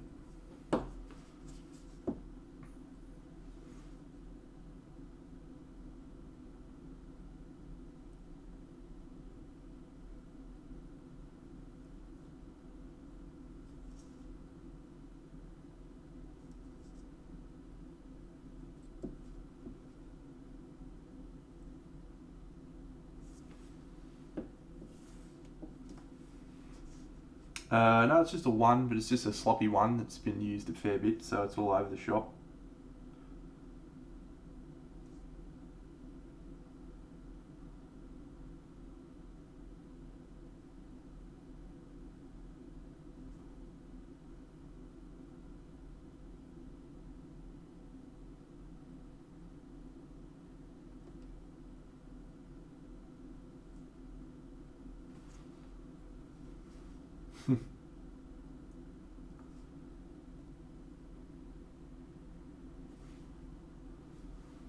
I'll leave that one alone, Flick.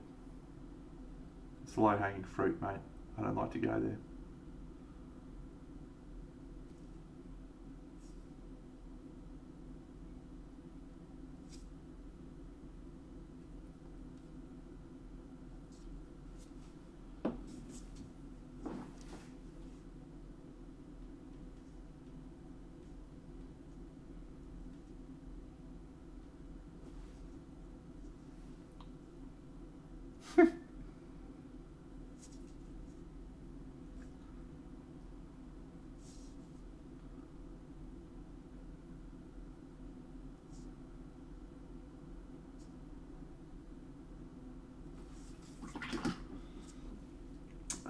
Frosty Warwide. I had to Google a place. I couldn't find a local place or anything.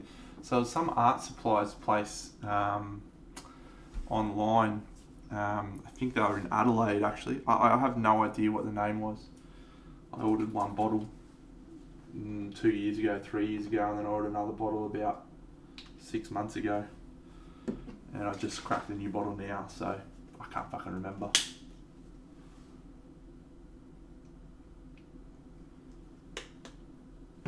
You are correct, Dr. Flink. It is practice, muscle memory, repetition. Anyone can achieve it. Anything is possible.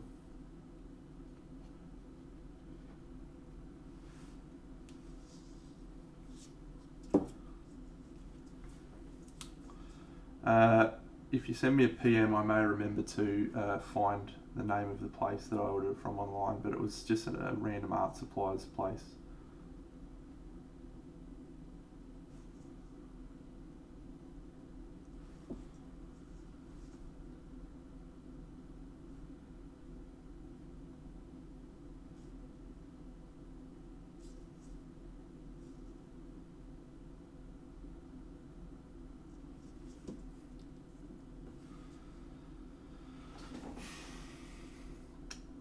Surprisingly, Trogdor, I haven't been able to find it on the shelf at an art place in Australia, and I've tried a few. Some of the major art suppliers, Eckersley's, Riot Art and Craft, before they went into receivership, none of them keep them on the shelf. That specific one, they keep other Joe Sonia mediums, but not the Magic Mix. Couldn't tell you why.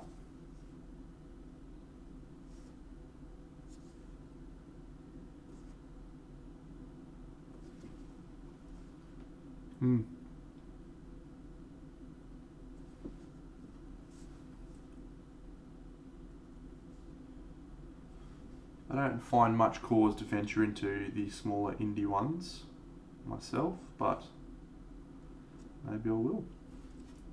That bottle will keep me going for probably another year and a half though.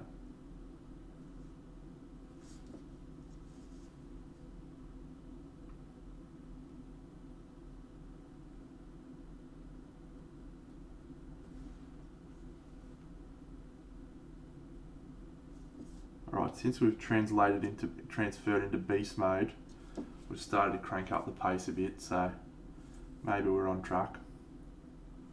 Maybe we're on track.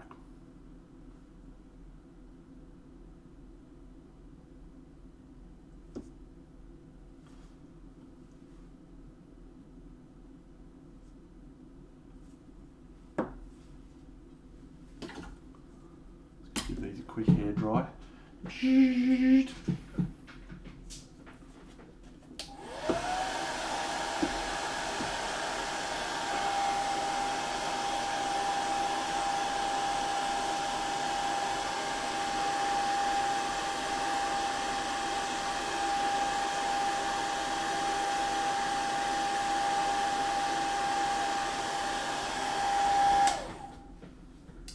And then we're going to do another layer of the green.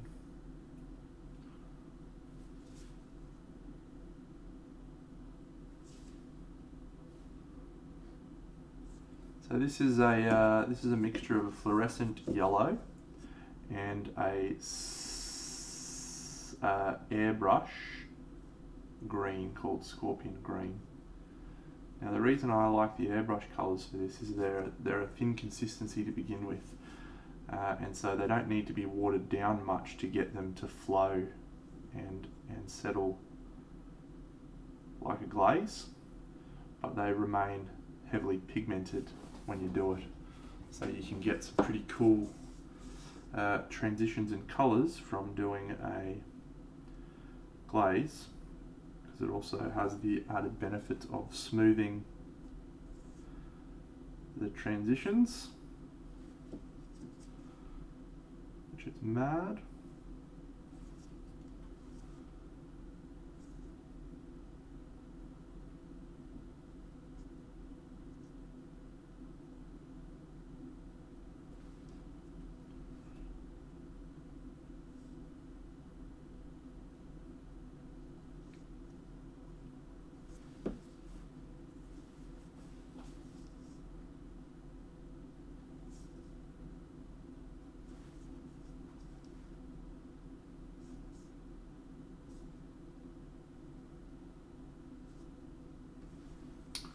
So part of the thing that makes this technique work and look good, there's two things. The first is I'm going to go and put my contrast back in and do some lines between all the areas. But the second thing is this glaze is covering both the dark and the light areas, and because it's a mid-tone colour, it's bringing the dark areas up and it's bringing the light areas down back towards this mid-tone. So you're having an effect of the contrast being reduced as the paint is applied. So that's why I start with quite a stark contrast between the two,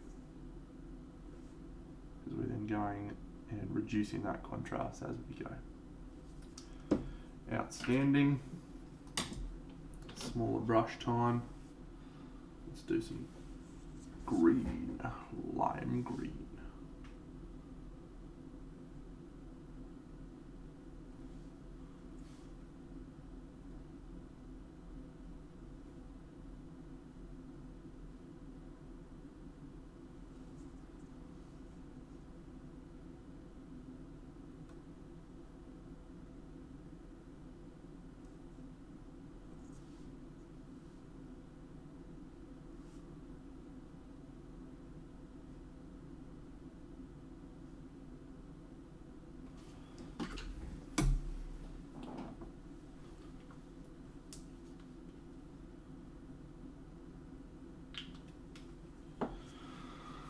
Whew.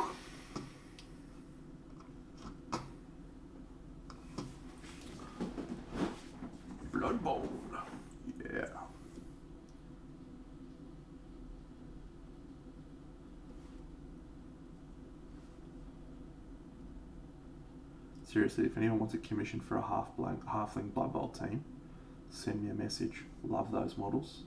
Love them. Love them, love them, love them. I sure can, buddy. I sure can.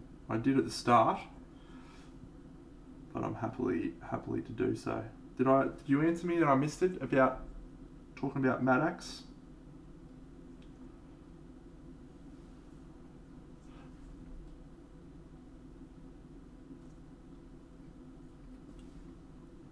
Just before I get in and do a raid tonight, when I call it a night, we'll bring up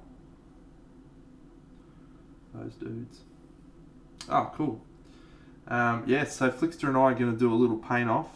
And when I say paint off, I mean I'm going to paint a model that he's going to pay me to paint, and then I'm going to give him that model, and he's going to try and replicate Big Dano's approach on that model on his stream. Something like that anyway, I think. Did I get it right, Flick? I don't even remember. You just talk so much rubbish, I stopped listening.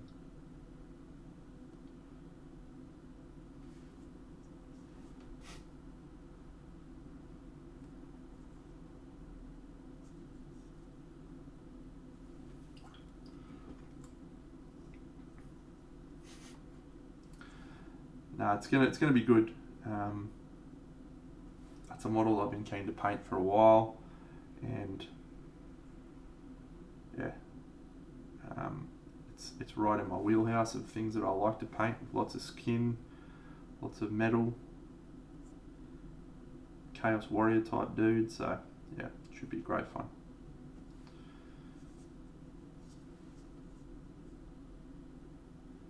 It'll be cool to see Flick try and imitate my style.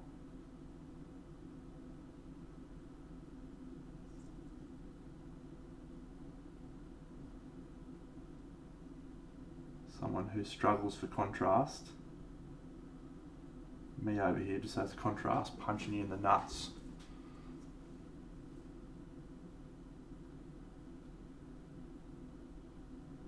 Or genitalia in general, I guess it doesn't have to be nuts. Although in Kingdom Death, in fucking Kingdom Death, you can chop off the lion's nuts, but there's also a moment when you're hunting the lions that you can actually have the mother lion come, and the mother lion has Jats crackers. You can chop off the mother lion's nuts. So, more power to you. Go Kingdom Death.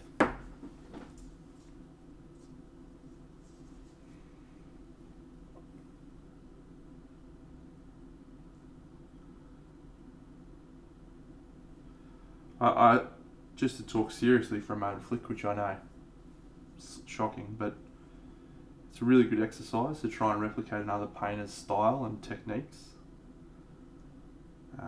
It can give you a bit better grounding of why you do things the way that you do.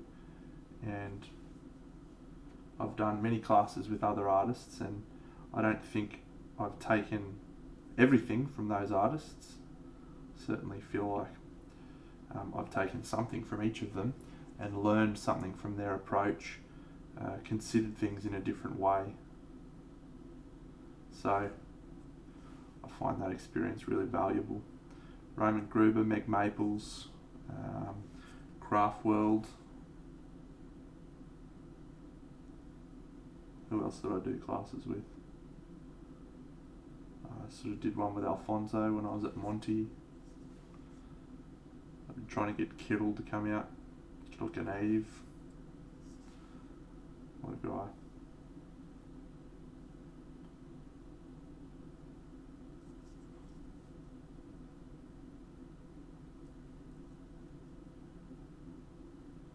Come on, Dino, fire up, mate.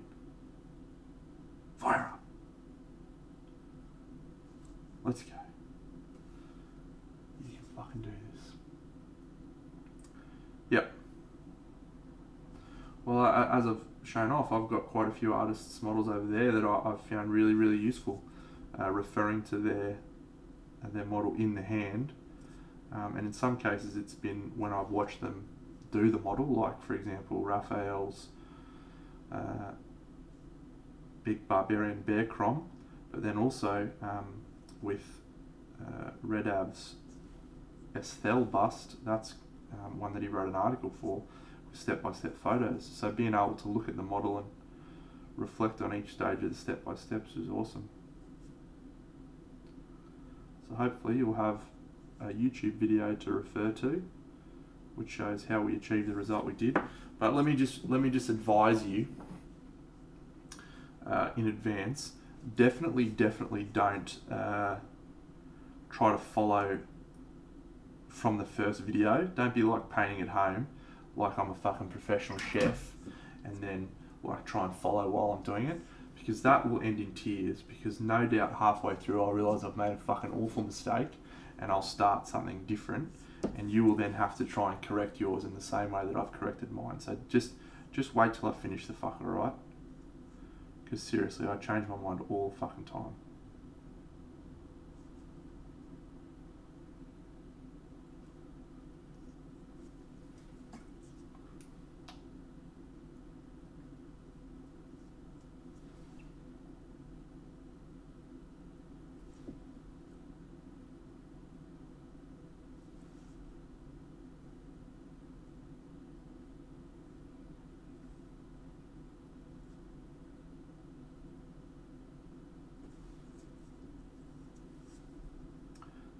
No wuckers. I'm saying that for your benefit, mate, not for mine. Just trying to save you some heartache.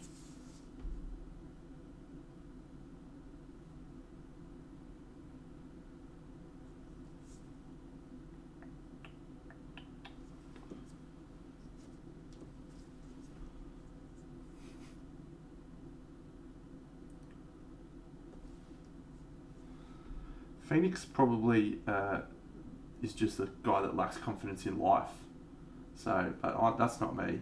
No, I just know that I'm going to fuck it up because I'm going to try something stupid. Phoenix, I didn't mean that, by the way. I'm sure you're a very confident man.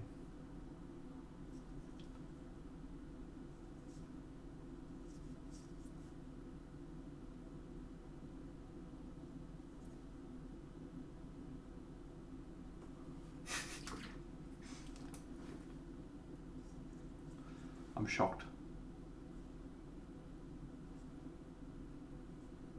I'm shocked. Shocked by that fact.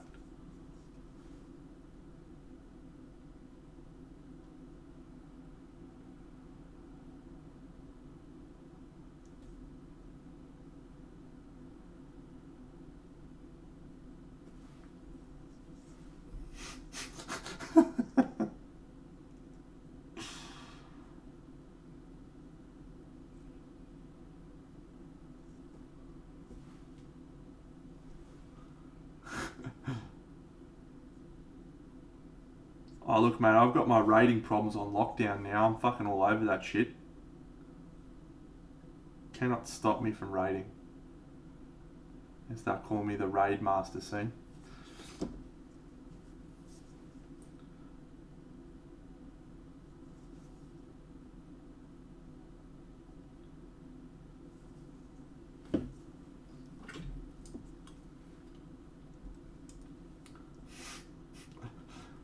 That's it, mate. Can fix any fucking problem. Any fuck up. I keep hoping that someone will figure out a way to fix my head. Got a face like a bucket of smashed crabs. Fucking head like a butcher's apron. No luck yet.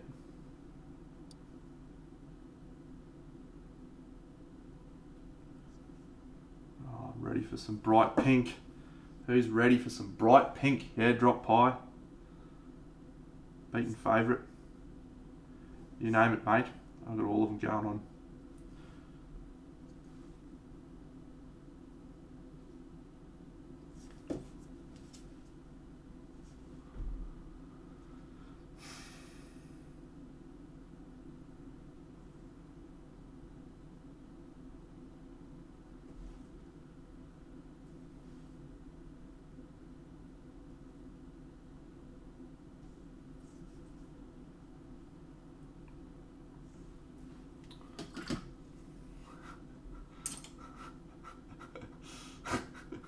I wish I was there to see that. Would have been classic. Alright, this bad boy and this bad boy. Boop, boop, boop, boop, boop, boop, boop, boop. Boom.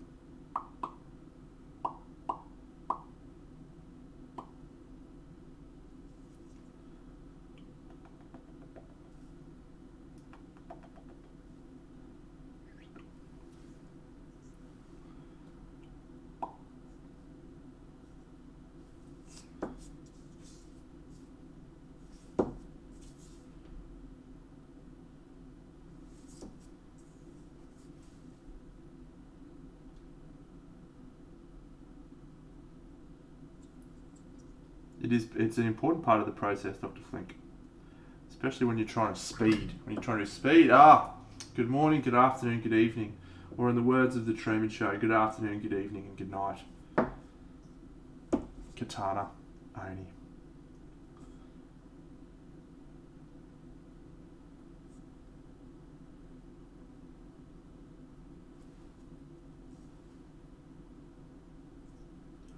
Speaking of Jim Carrey, there's a fascinating YouTube video on YouTube, believe it or not, about Jim Carrey.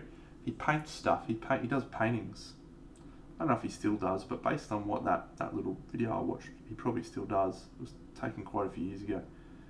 And they're wild. They're fucking just absolutely wild. Super aggressive colours and crazy concepts. Well worth going and having a little bo peep at that on YouTube. Anyway, that wasn't actually what I was going to say, but it just popped into my head, and I appreciated that film a lot when I watched it. But no, what I was going to say is, if you haven't seen Eternal Sunshine of the Spotless Mind, it is my brother-in-law's favourite Jim Carrey movie, and actually one of his favourite movies of all time. Very good movie. Jim Carrey was probably an underrated non-comedic actor, I would suggest.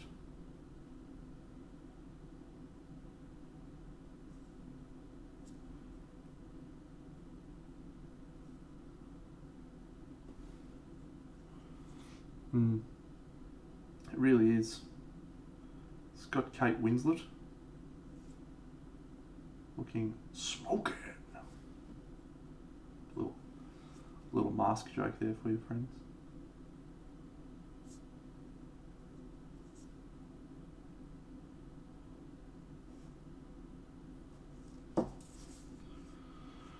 How we going? 9:06. Feel like these guys are a good shout. Don't know about old mate. Don't know about the other two. Let's focus on these guys for the moment. We can do it.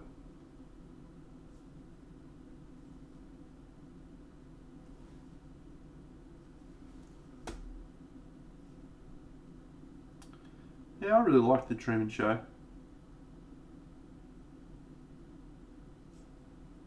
But I certainly didn't think it was like earth-shattering. A lot of people raved about it. I just thought it was fine. It was a good movie. I was happy that I watched it.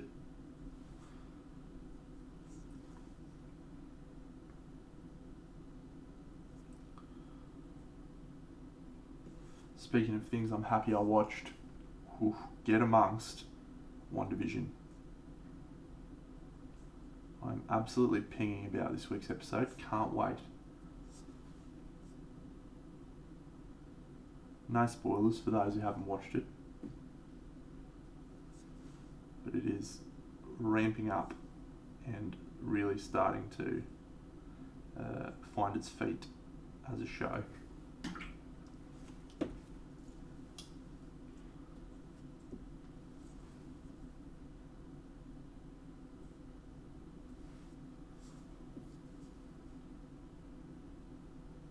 What flick?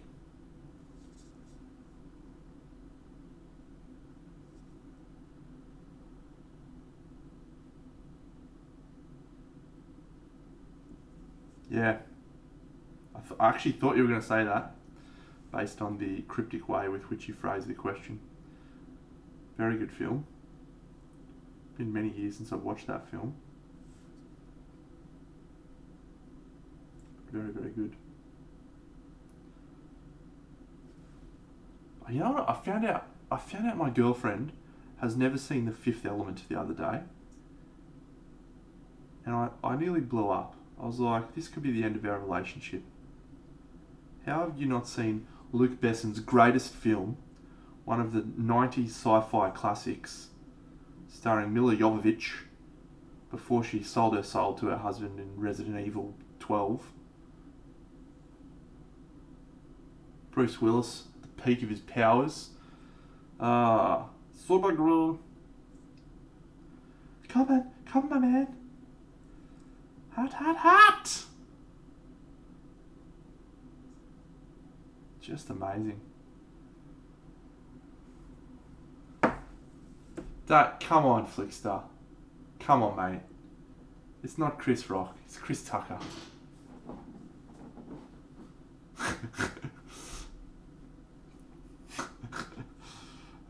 But it's great. Fuck, it's such a good movie. I'm going to make her watch it. Maybe that can be my Valentine's Day present for her. I'll buy her a fucking copy of The Fifth Element on DVD. There you go. You'll love this.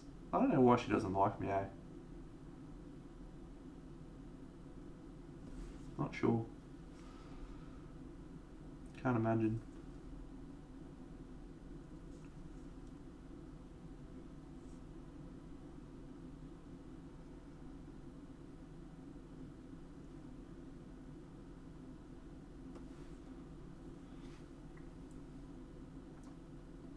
Jigam.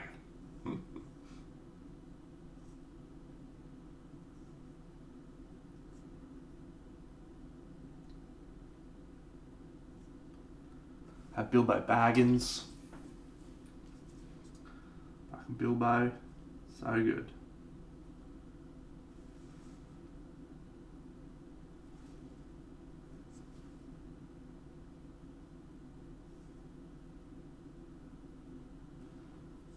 She likes disaster movies.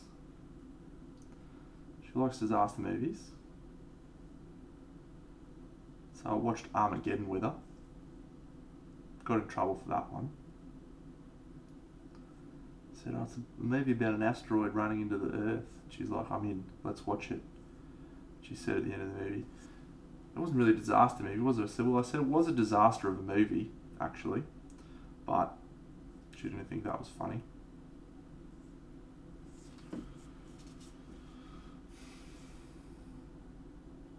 Yeah, I don't know why she's not a fan of me, actually.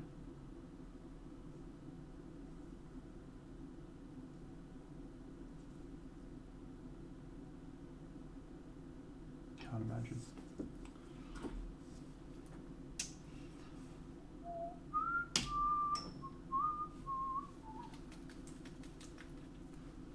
Get a bit of this up, yeah. Boo! Fluorescent pink.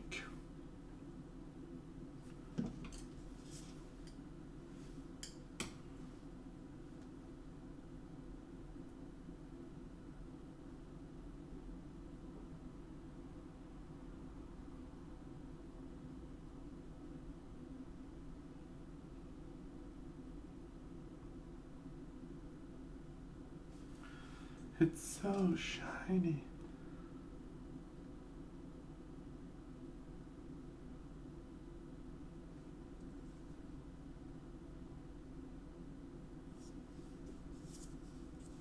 Didn't put any pink on you. You've just got a pink Bible and a pink thing there. Not really enough pink for you, but you've got pink everywhere. Bleh, bleh. Bleh, bleh, bleh.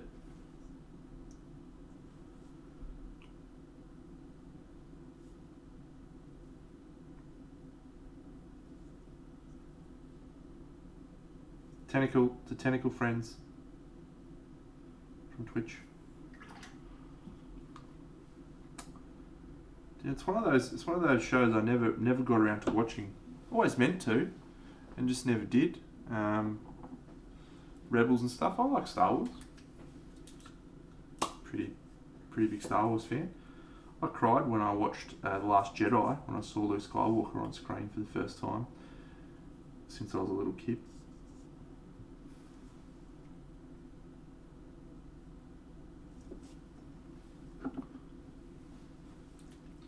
Yeah, haven't watched.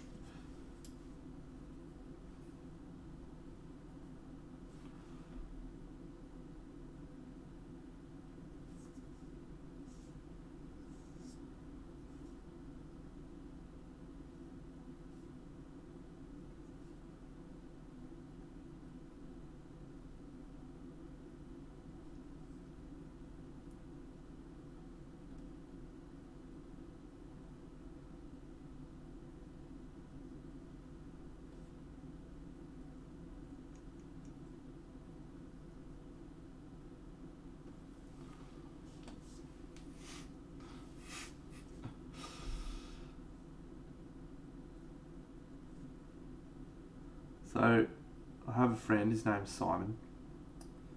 Regular listeners of the Oz Machine program would know Simon is a bit of a pest. And he's a die-hard Star Wars nut, absolute die-hard. And he went and saw The Last Jedi. And he raged about it. He just spent days raging. And I have never really understood. Maybe when I was younger I understood I did it, but I've never really understood that people getting just so upset about something like that. I don't recall ever getting that upset about a movie or a board game release that was not what I wanted. Like, it just... He had a massive tantrum the other day about Games Workshop's AOS FAQ recent release that wasn't great. Apparently they didn't release points differences or something. They said they would anyway. Whatever. My point to my story is he spent about 2 hours messaging me on Messenger telling me how bad it was before I'd seen it. I went and saw it. I liked it. I thought it was fun. A few things didn't make a lot of sense. But it was a movie. I paid whatever it was, $20 to go see it at the movies. I enjoyed it. And then I went home. I didn't go and vent on the internet.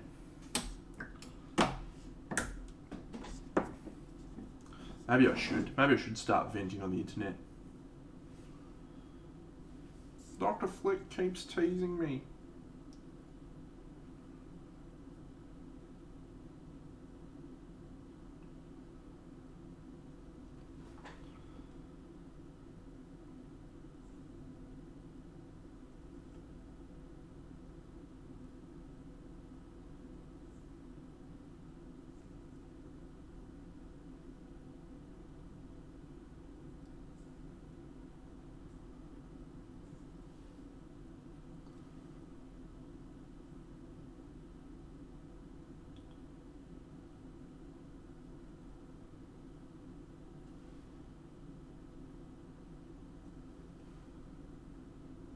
Yeah.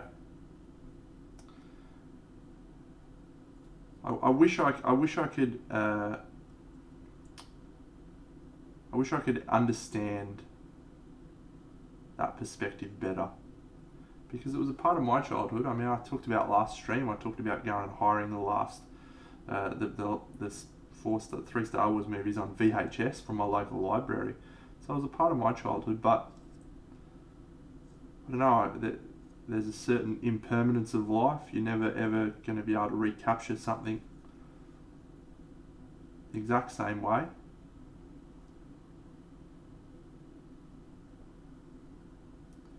I don't know. I wish I could empathise and understand more about that, but I do not.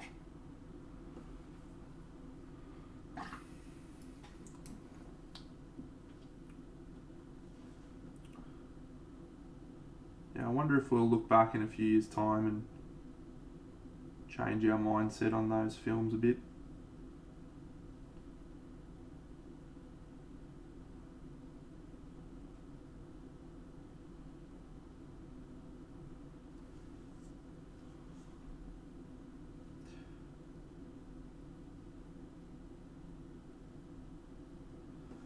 I actually will go with you there on Rise of Skywalker. I watched it once.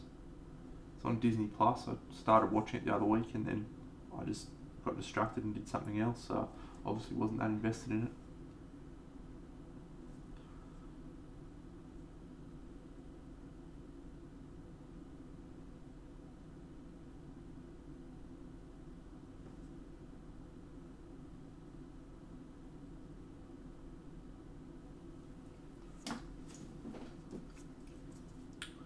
We may not. We may look back and think they were worse than we remembered.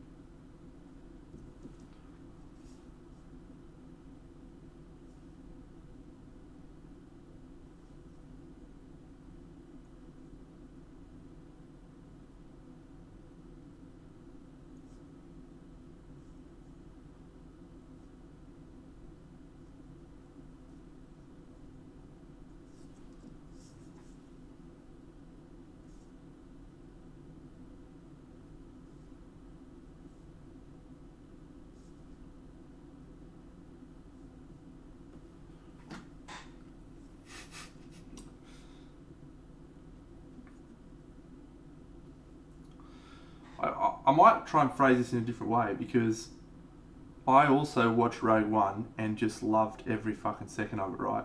So maybe it's not fair to say that I'm not passionate about those things. Maybe it's just better to say that I don't get as emotive about things disappointing me as maybe I did when I was younger. Maybe that's a better way of describing it. Because, fuck, when I went to see Avengers Endgame at the cinemas, I'll tell you what, I bought tickets for opening day. It came out on a public holiday in Australia. Bought tickets, got super excited, could not sleep a wink the night before. I stayed up the whole night. And the whole day, I just felt like I was fucking aimlessly walking around, couldn't do anything. I spent the whole day doing a whole lot of fucking nothing. The tickets were for 5 o'clock that night, or 6 o'clock that night actually. So my girlfriend went and picked her up. We went to the movies, and we were going to go out and get some dinner beforehand. So we went to sushi. There's a little sushi train just near the cinema. And I swear, I could not sit still at the sushi train. I was just like fucking bouncing. I smashed out my like 8 plates of sushi and then I fucking stacked them up and I'm just sitting there, just waiting for it to fucking finish. And we'd gone to the sushi at 5 o'clock. The movie was at 6. We finished by like 5:20, and we had to pace aimlessly around for about 20 minutes while we waited for the cinema to open. The cinema finally opens and I was pinging so hard. So I definitely still get excited for things. That is a fact. Oh, what's happening on the bird news? I'm gonna have a look at this. I'm excited, I don't know what it is. If this disappoints me, Shark World, if this is stopping my flow for something that isn't incredible, I may drop the ban hammer on you. Just some advance warning.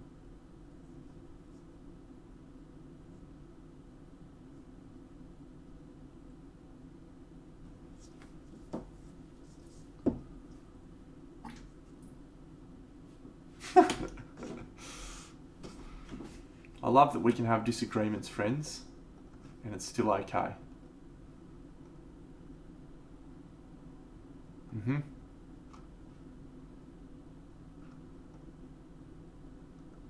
Look, I'm gonna pay that. That is a fascinating looking bird. That is a fascinating looking bird. Here it is. Wow. That's got some colours up here, hasn't it? Get that up here. Mother Nature.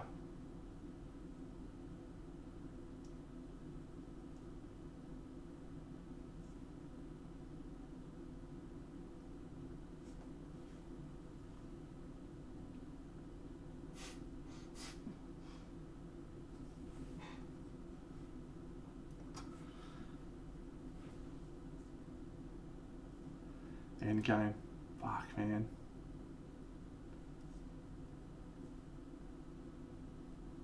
So good. There's another movie I cried in. Apparently I cry a lot.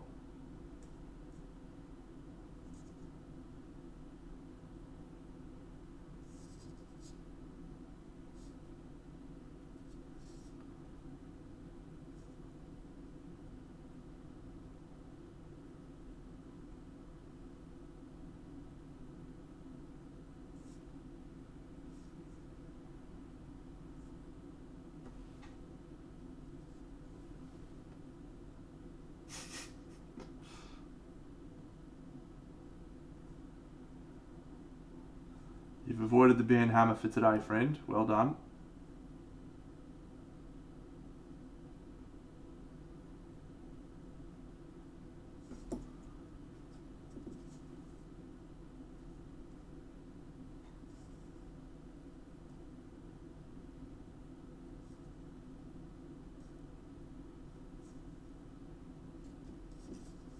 See you, Celery. Have a great day over in South Africa.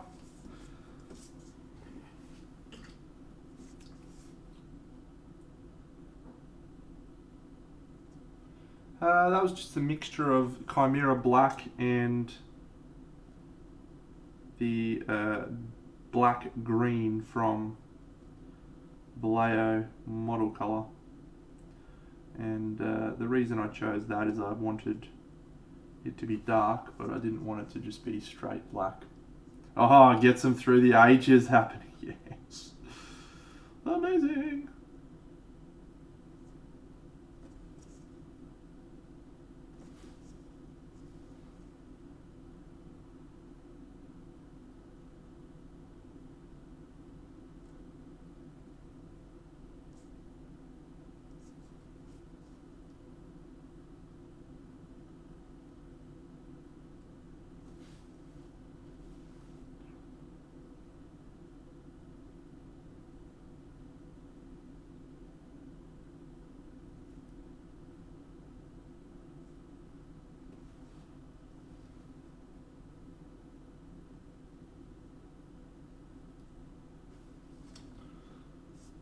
Boom! Punch you in the face.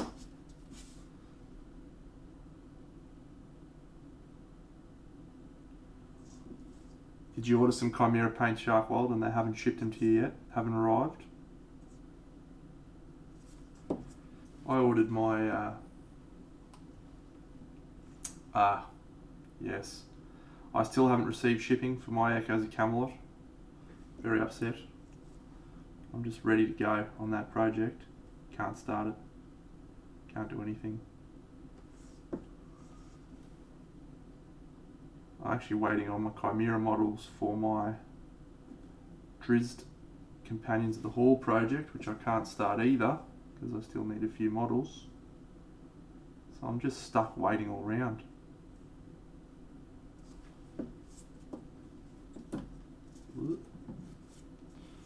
Ah well. They'll get here when they get here. We've all got plenty of models to paint, I'm sure.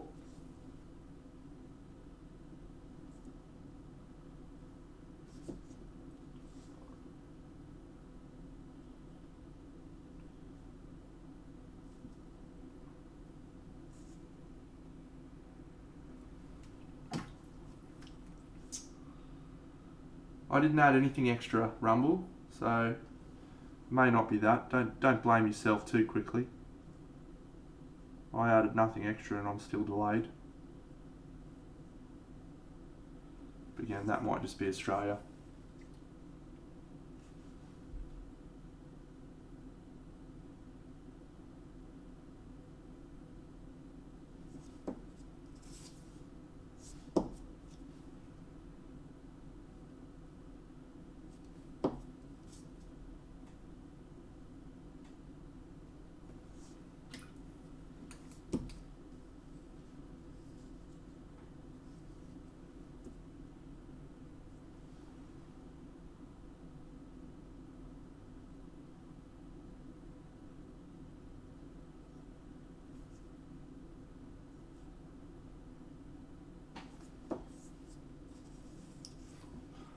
If you go and read the Tainted Grail forums about Brexit, I think the very firm answer to that is yes, Brexit is slowing everything down. making everything more expensive.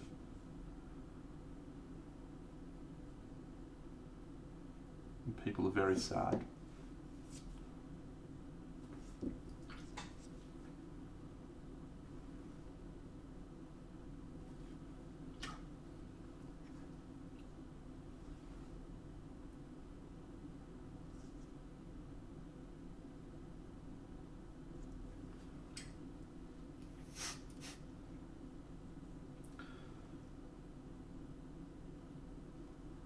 Can anyone give me like a genuine reason why Brexit was enacted? Like, I'm not familiar with the reasons behind it at all. Anyone from the UK that can like enlighten me as to what the positives of moving out of the EU is? Try not to turn it into a political discussion. Just interested in the facts. Oh, Figain. Yeah. Well, you'd be surprised, Paul, up until a few months ago, it just used to be Jeremy. And he used to have a note on his website. It basically says, yeah, so guys, I only ship once every fortnight because I live 15 kilometres from the local town and I don't have a car. So I have to load up packages in my bicycle and ride them to the post office. So I only do it once every 2 weeks. That is a classic Jeremy Bontempelli fact. He is a classic weird unit.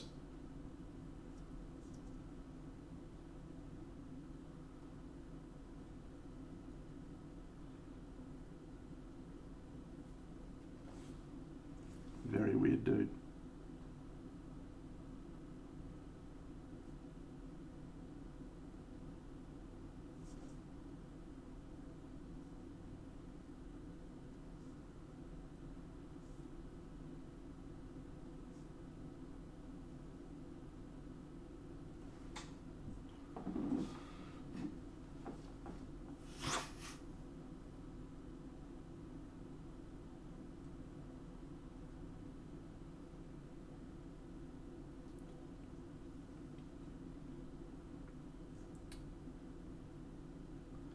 The best piece of advice I can give you, Paul, is to just send an email and ask if they have the physical stock before you place an order on the website. That has been my experience. He does keep a really nice variety of stuff, so oftentimes I will buy from him, but just accepting that it's going to take a while.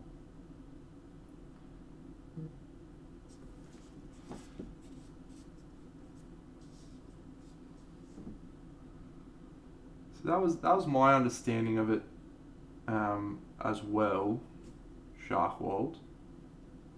But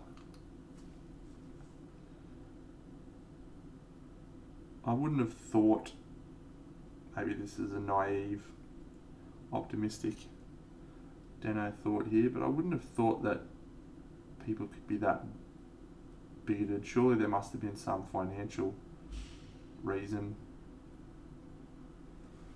than it just being bigotry.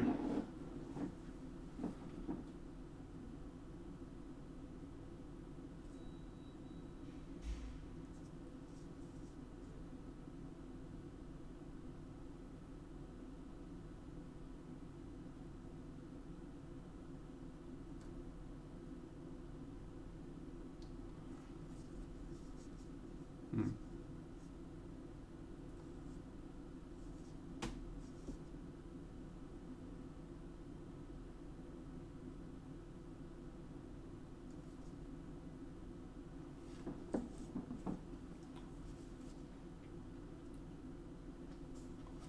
Yeah. Okay. I mean, again, I'm not trying to incite any sort of political discourse. I was just interested to know how a decision like that in this day and age, with the proliferation of information we have available to us via the internet and so on, that a decision like that could still be made. But then I guess Donald Trump got voted in, didn't he? So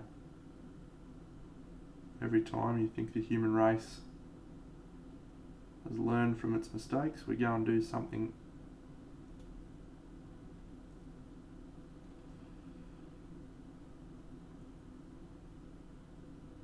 actually read a really interesting article. It was a few years ago now.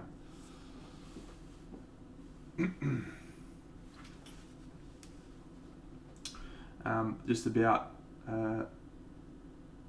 how Donald Trump captured the voting hearts and minds in America of the majority of the people from sort of rural country towns and so forth, and how what he was trying to do for those people was exactly what they wanted to hear. It's a really good article. I can't remember where I read it, but I have a lot of friends in America, a lot of friends in Europe, and they tend to think similarly to me. So it's unusual for us to disagree with perspectives. So I was just in an echo chamber of people that agreed with me, and I sort of go, oh, how can anyone have a different opinion? But not everyone thinks the same as me, or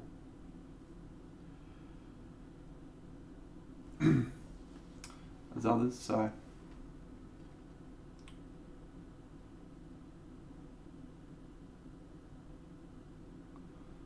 I feel bad for the people in Brexit and the impact on their board game purchasing. It's causing so many problems with Kickstarters. Poor friends.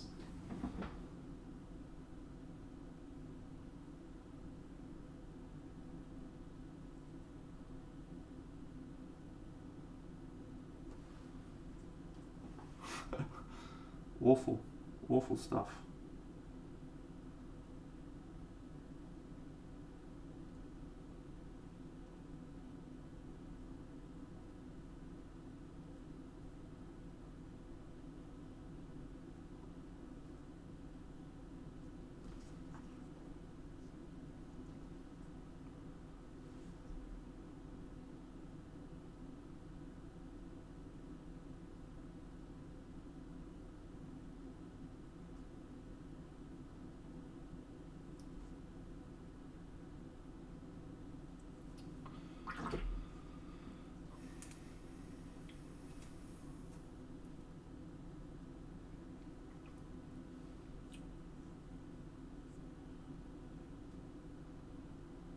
It is really interesting to hear about it from people that were there and lived it, because I was on the other side of the world and didn't really understand what was happening. A few of my friends on social media is obviously posting in a furor.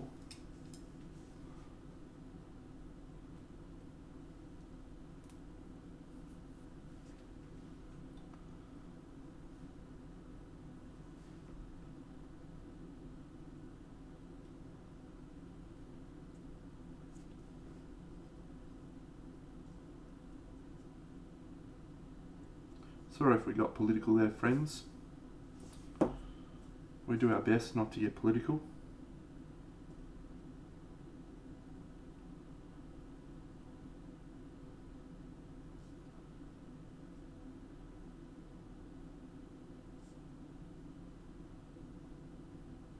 My political leanings are anti-stupidity. That is what I support. Political party.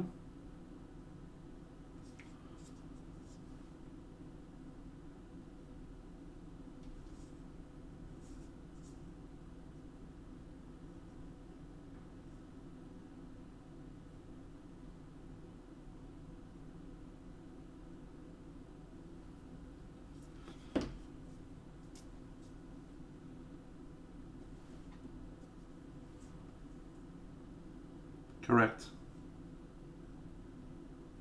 I'll happily volunteer to be the Prime Minister of your hearts when it comes to painting little toy soldiers.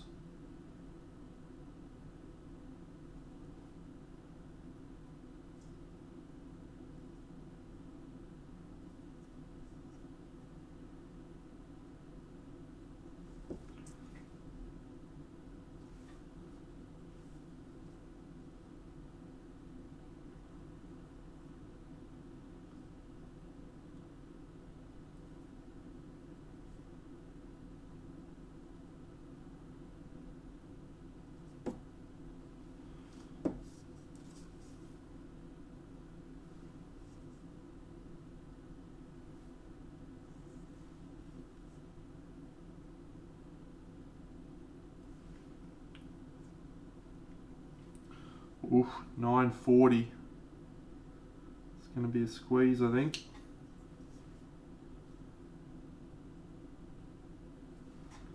They've certainly come to life a bit in the last hour though.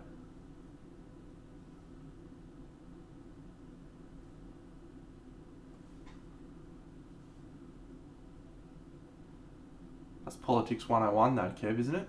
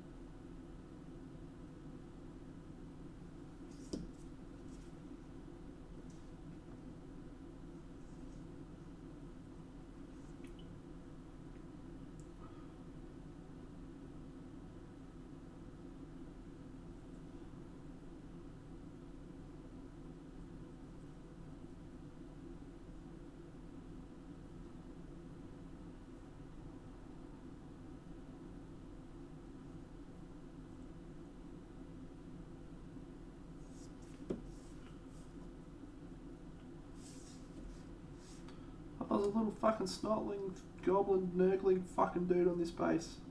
Shit. Alright, little mate, I'll do you in a second. Hold your horses.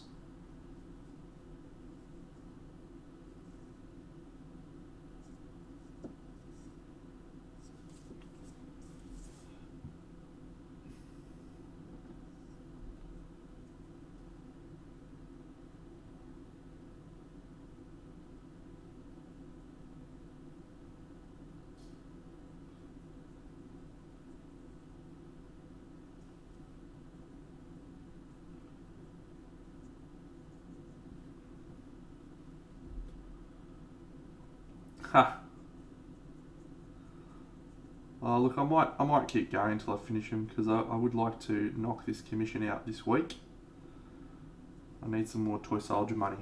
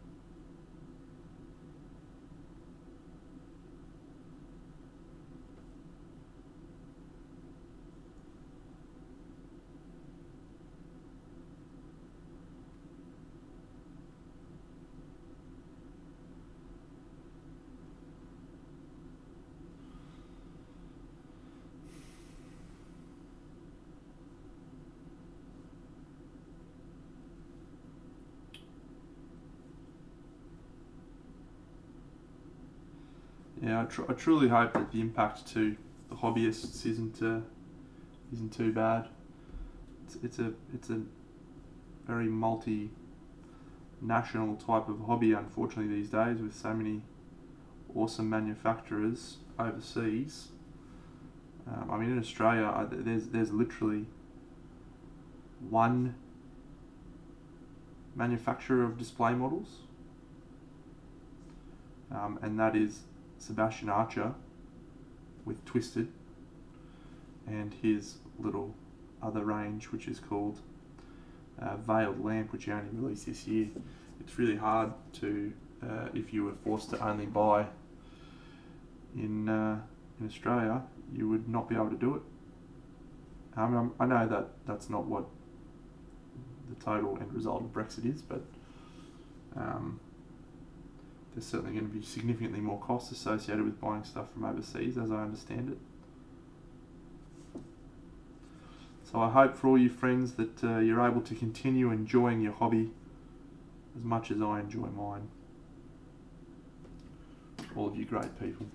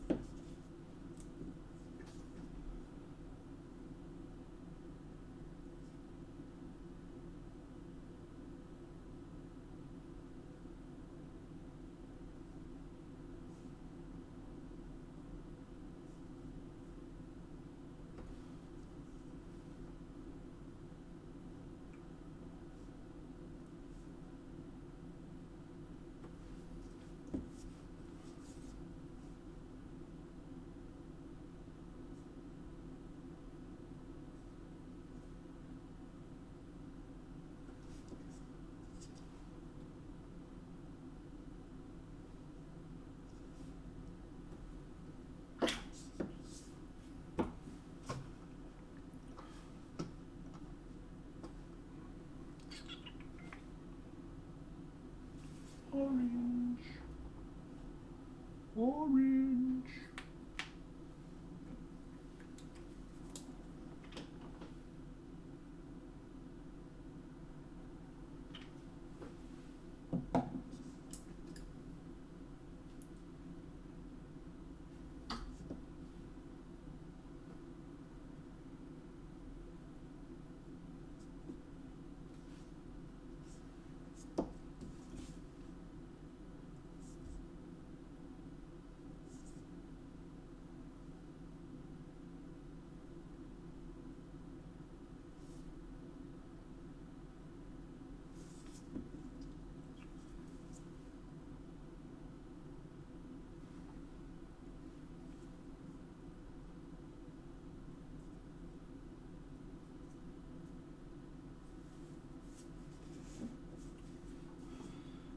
That was a model from a dude called Sergey Savinkov,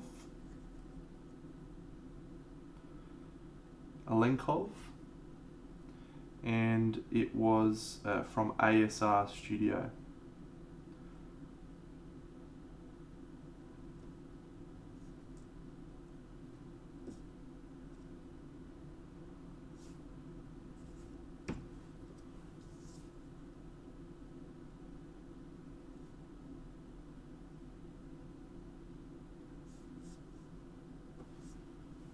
Kick-ass sculpt.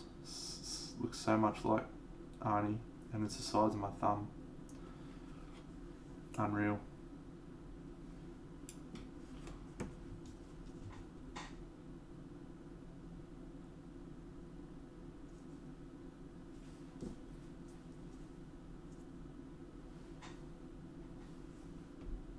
No, he was 54 or 75, but it was a very realistically sculpted proportions, so it was very, very, it felt small when I painted it. Probably wasn't that small, but it felt small.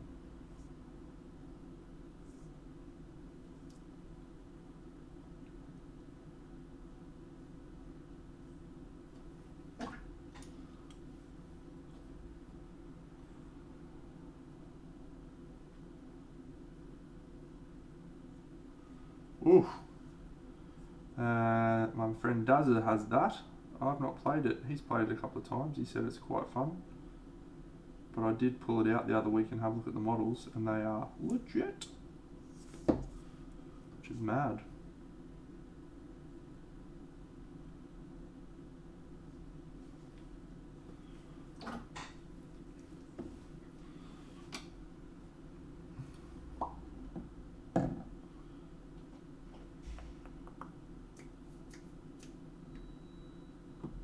You.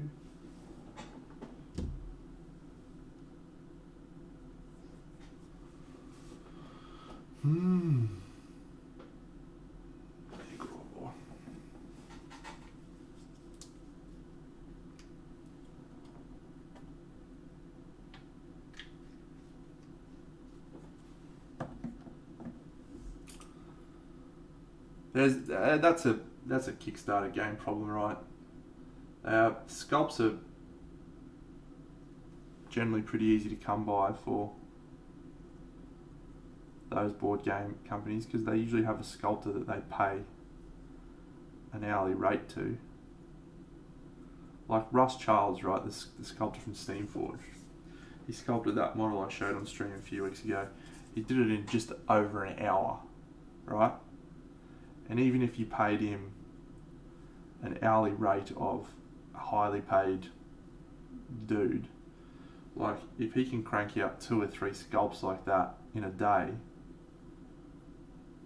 it's never going to be the actual sculpts that slows you down in your game. So I think Kickstarter board games are just like, let's fucking load up on models, even if we haven't got good ideas for them, just use it as a fucking token, you'll be fine. It's just a great model, buy the models. And I fall for it every time, eh? I fucking love it. I love cool models.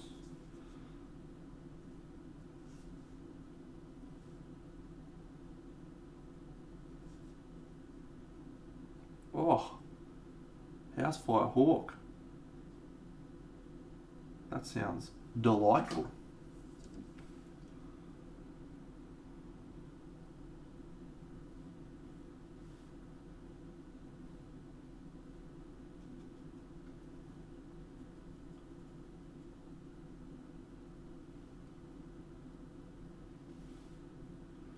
Have a look in a second, Kung Fu.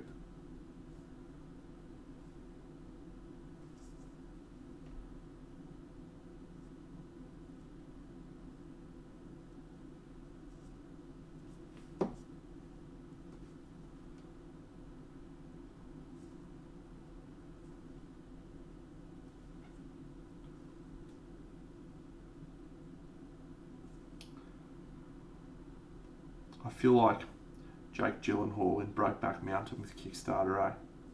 I just can't quit it.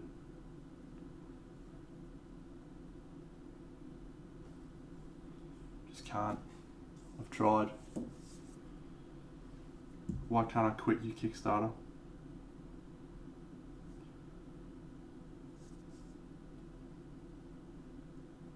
And the next awesome game comes out and I'm like, oh shit. Oh well, there's another 500. Gone. Alright, well, we've got 4 dudes very close to finished. And that's cool.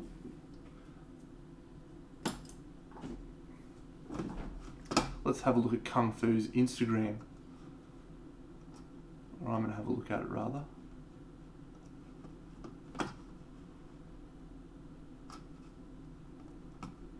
Oh, mad. Fuck yeah, they are cool models, aren't they? Oh, look at those dudes. Big bat guy, gorilla dude. Yeah, fuck, they're good quality, aren't they? For board game models. I've painted a few board game models. Oh, that looks mad.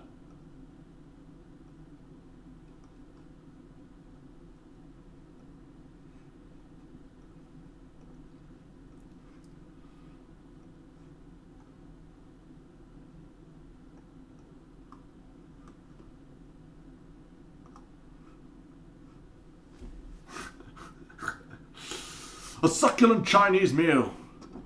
That man there, he touched me on the penis. Get your hands off my penis.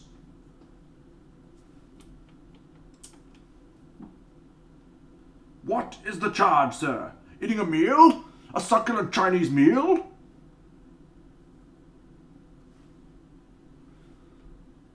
Commission, pal. Painting a commission, my friend. Making some of that sweet, sweet cash. And because I like Lego models.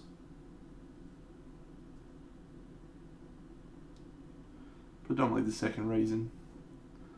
Because they're fun little dudes.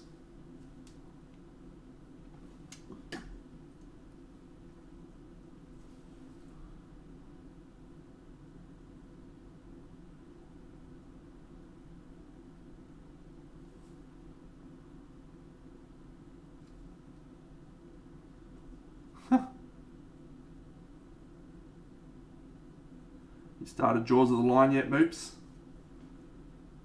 Running like 6 days overdue, mate. Very disappointed. You set a date for our Oz Machine reunion yet?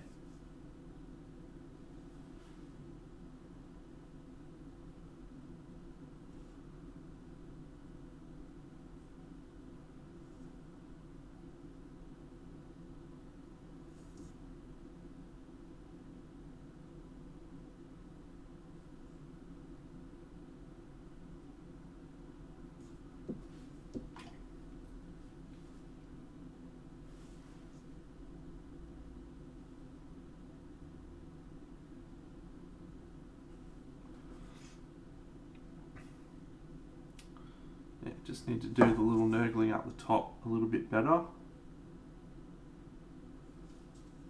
So these two guys look pretty good.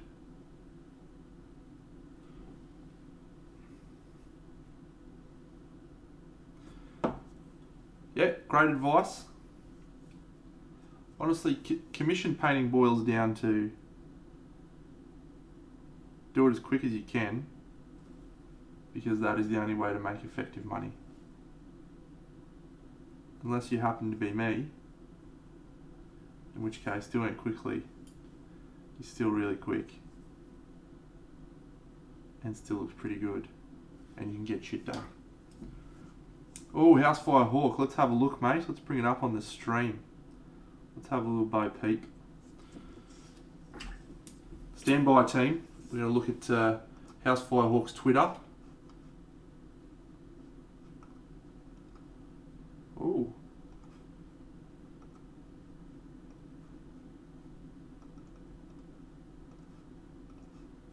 Yep.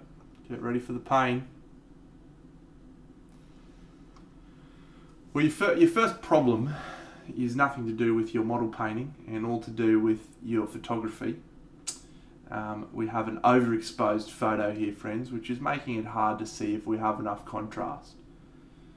It looks as though this model is very high value and desaturated, whereas because the photo is overexposed, it's probably hard to say that that is the case.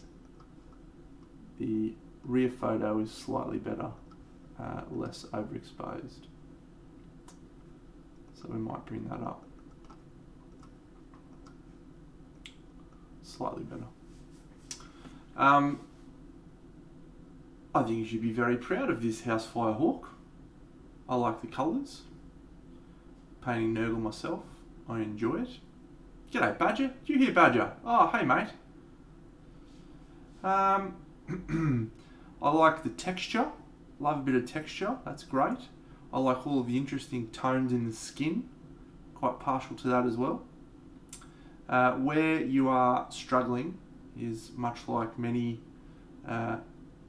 miniature painters, is contrast.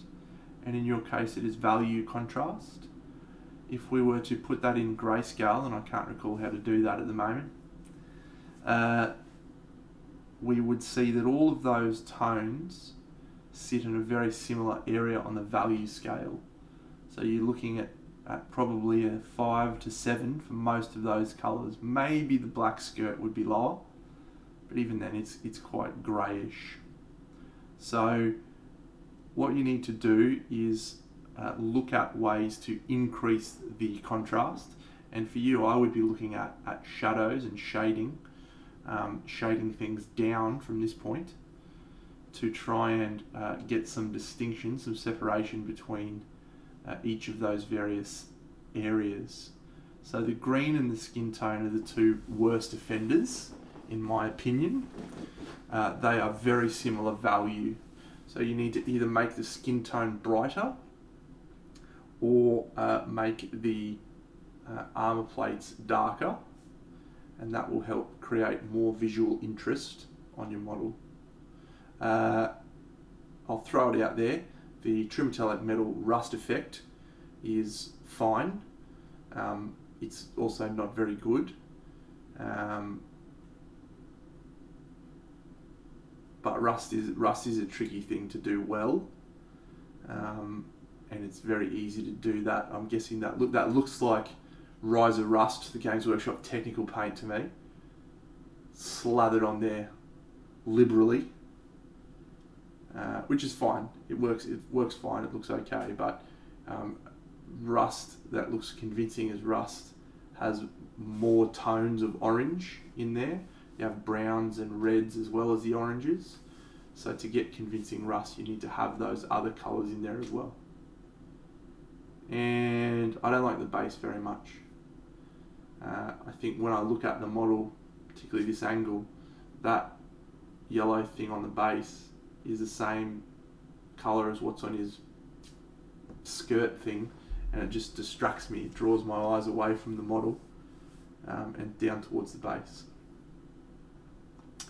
But to give you the shit sandwich, it is a nice model, and I think you've got good skill set there. You can see that your brush control is good. So for me, you just need to get in there and practice, keep chipping away, and you'll have some kick-ass models very, very soon.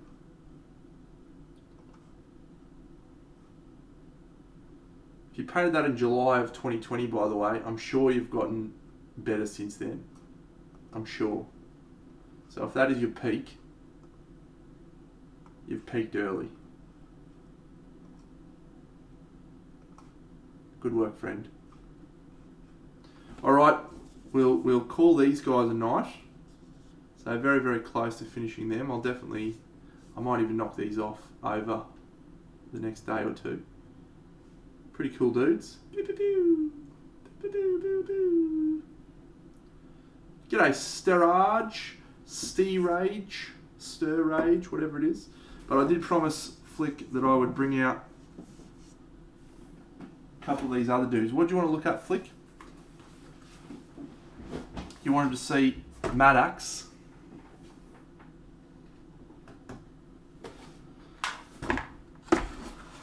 Maddox, Legions of the Black Sun. Do you want to see my plinths? Want to see my plinths again? Fuck yeah, love a plinth. Yep. Yeah, Maddox. He does have a mad axe, that is for sure. Yeah, he's really cool. I'm looking forward to painting this actually. We've got a nice mixture of metallic metal, non-metallic metal, really good volumes for skin tones. Yeah, that'll be a banger to paint. And then we'll throw... Oh, thanks, Stirrage. Here's this guy. Dragon.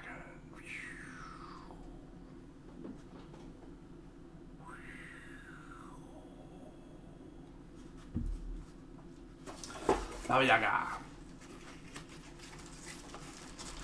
This is a really Good model.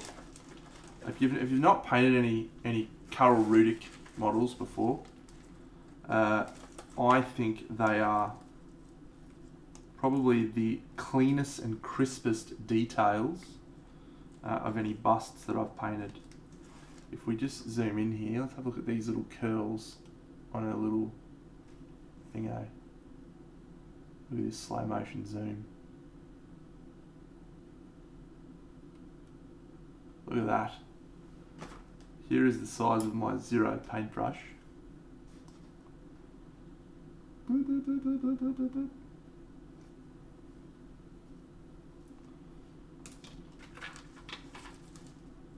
Ugly Betty. We got Smiley Betty. We got Sad Betty. Oh, life's tough. And we got Ugly Betty. Oh yeah. Now come on now, magnetising the faces, that's piss weak. Stick to it, mate. Make a decision, stick to it. Get in there. We're going to go Ugly Betty, I think.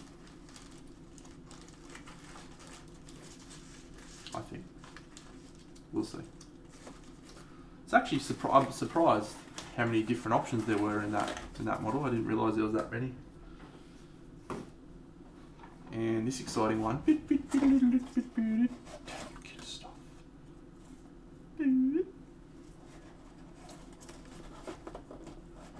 Dude with wolf.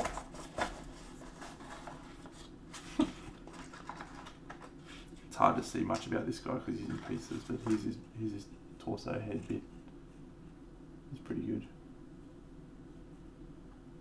I like the blind dude aesthetic. I think that's good. That's a good idea. Hi. And the four-eyed wolf. So yeah. So next model we'll paint will be Maddox after I finish the Nurgle Blood Bowl on the stream. And then we might have a vote and we'll see what models I paint after that. Assuming the Companions of the Hall models or my King Arthur models haven't arrived. But we may take a vote on what we want Big Dano to paint next on stream. And for all of the viewing pleasure at home. Alright friends, thanks for a fun evening as always. Appreciate all of the people chatting away, very good of you. And now we are going to raid. Raid! Clip those motherfuckers! I shan't be painting your living room, Sharkworld. So, very good friends. Let's see who's online tonight, shall we? Indeed. Indeed we will.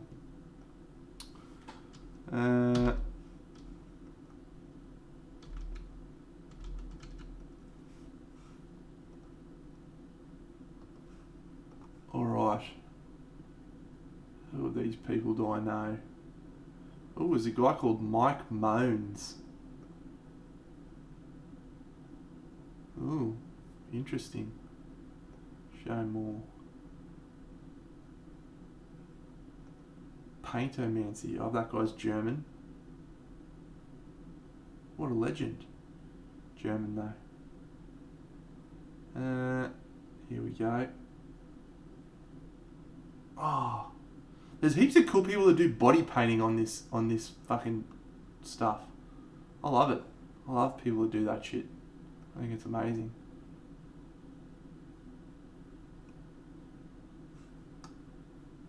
Alright. I think we have chosen our raid friend. This is the best looking model of all of the ones we had a look at. Here we go, friends. It's time to do a raid. Thanks, Kung Fu. Yeah, you fucking hell, Paul. Can you let a fucking guy pick a raid channel, mate? Seriously, that's the one I picked, and now you've ruined a surprise for everyone. Fuck me. Come on.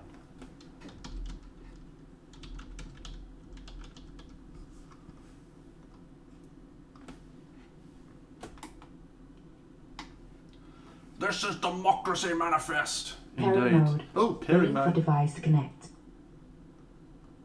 Alright.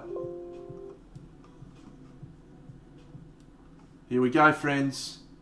Thanks for having a good night with me tonight. You're all legends. Oh, Cujo, you've timed it well, buddy. Some of your best work. Alright, friends. Red!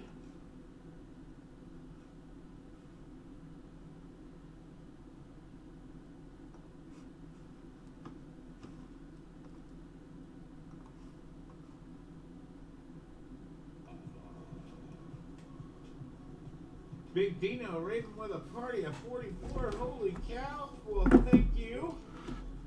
And how are you? Welcome in. I apologize, but I don't think I have ever heard your name. Vikings with brushes again. Look at all this. Yeah, I know. 2 big raids this morning already. Crazy. Rumble, how are you? We're doing good. We're painting some blue stripes. Rumble. Big Dino,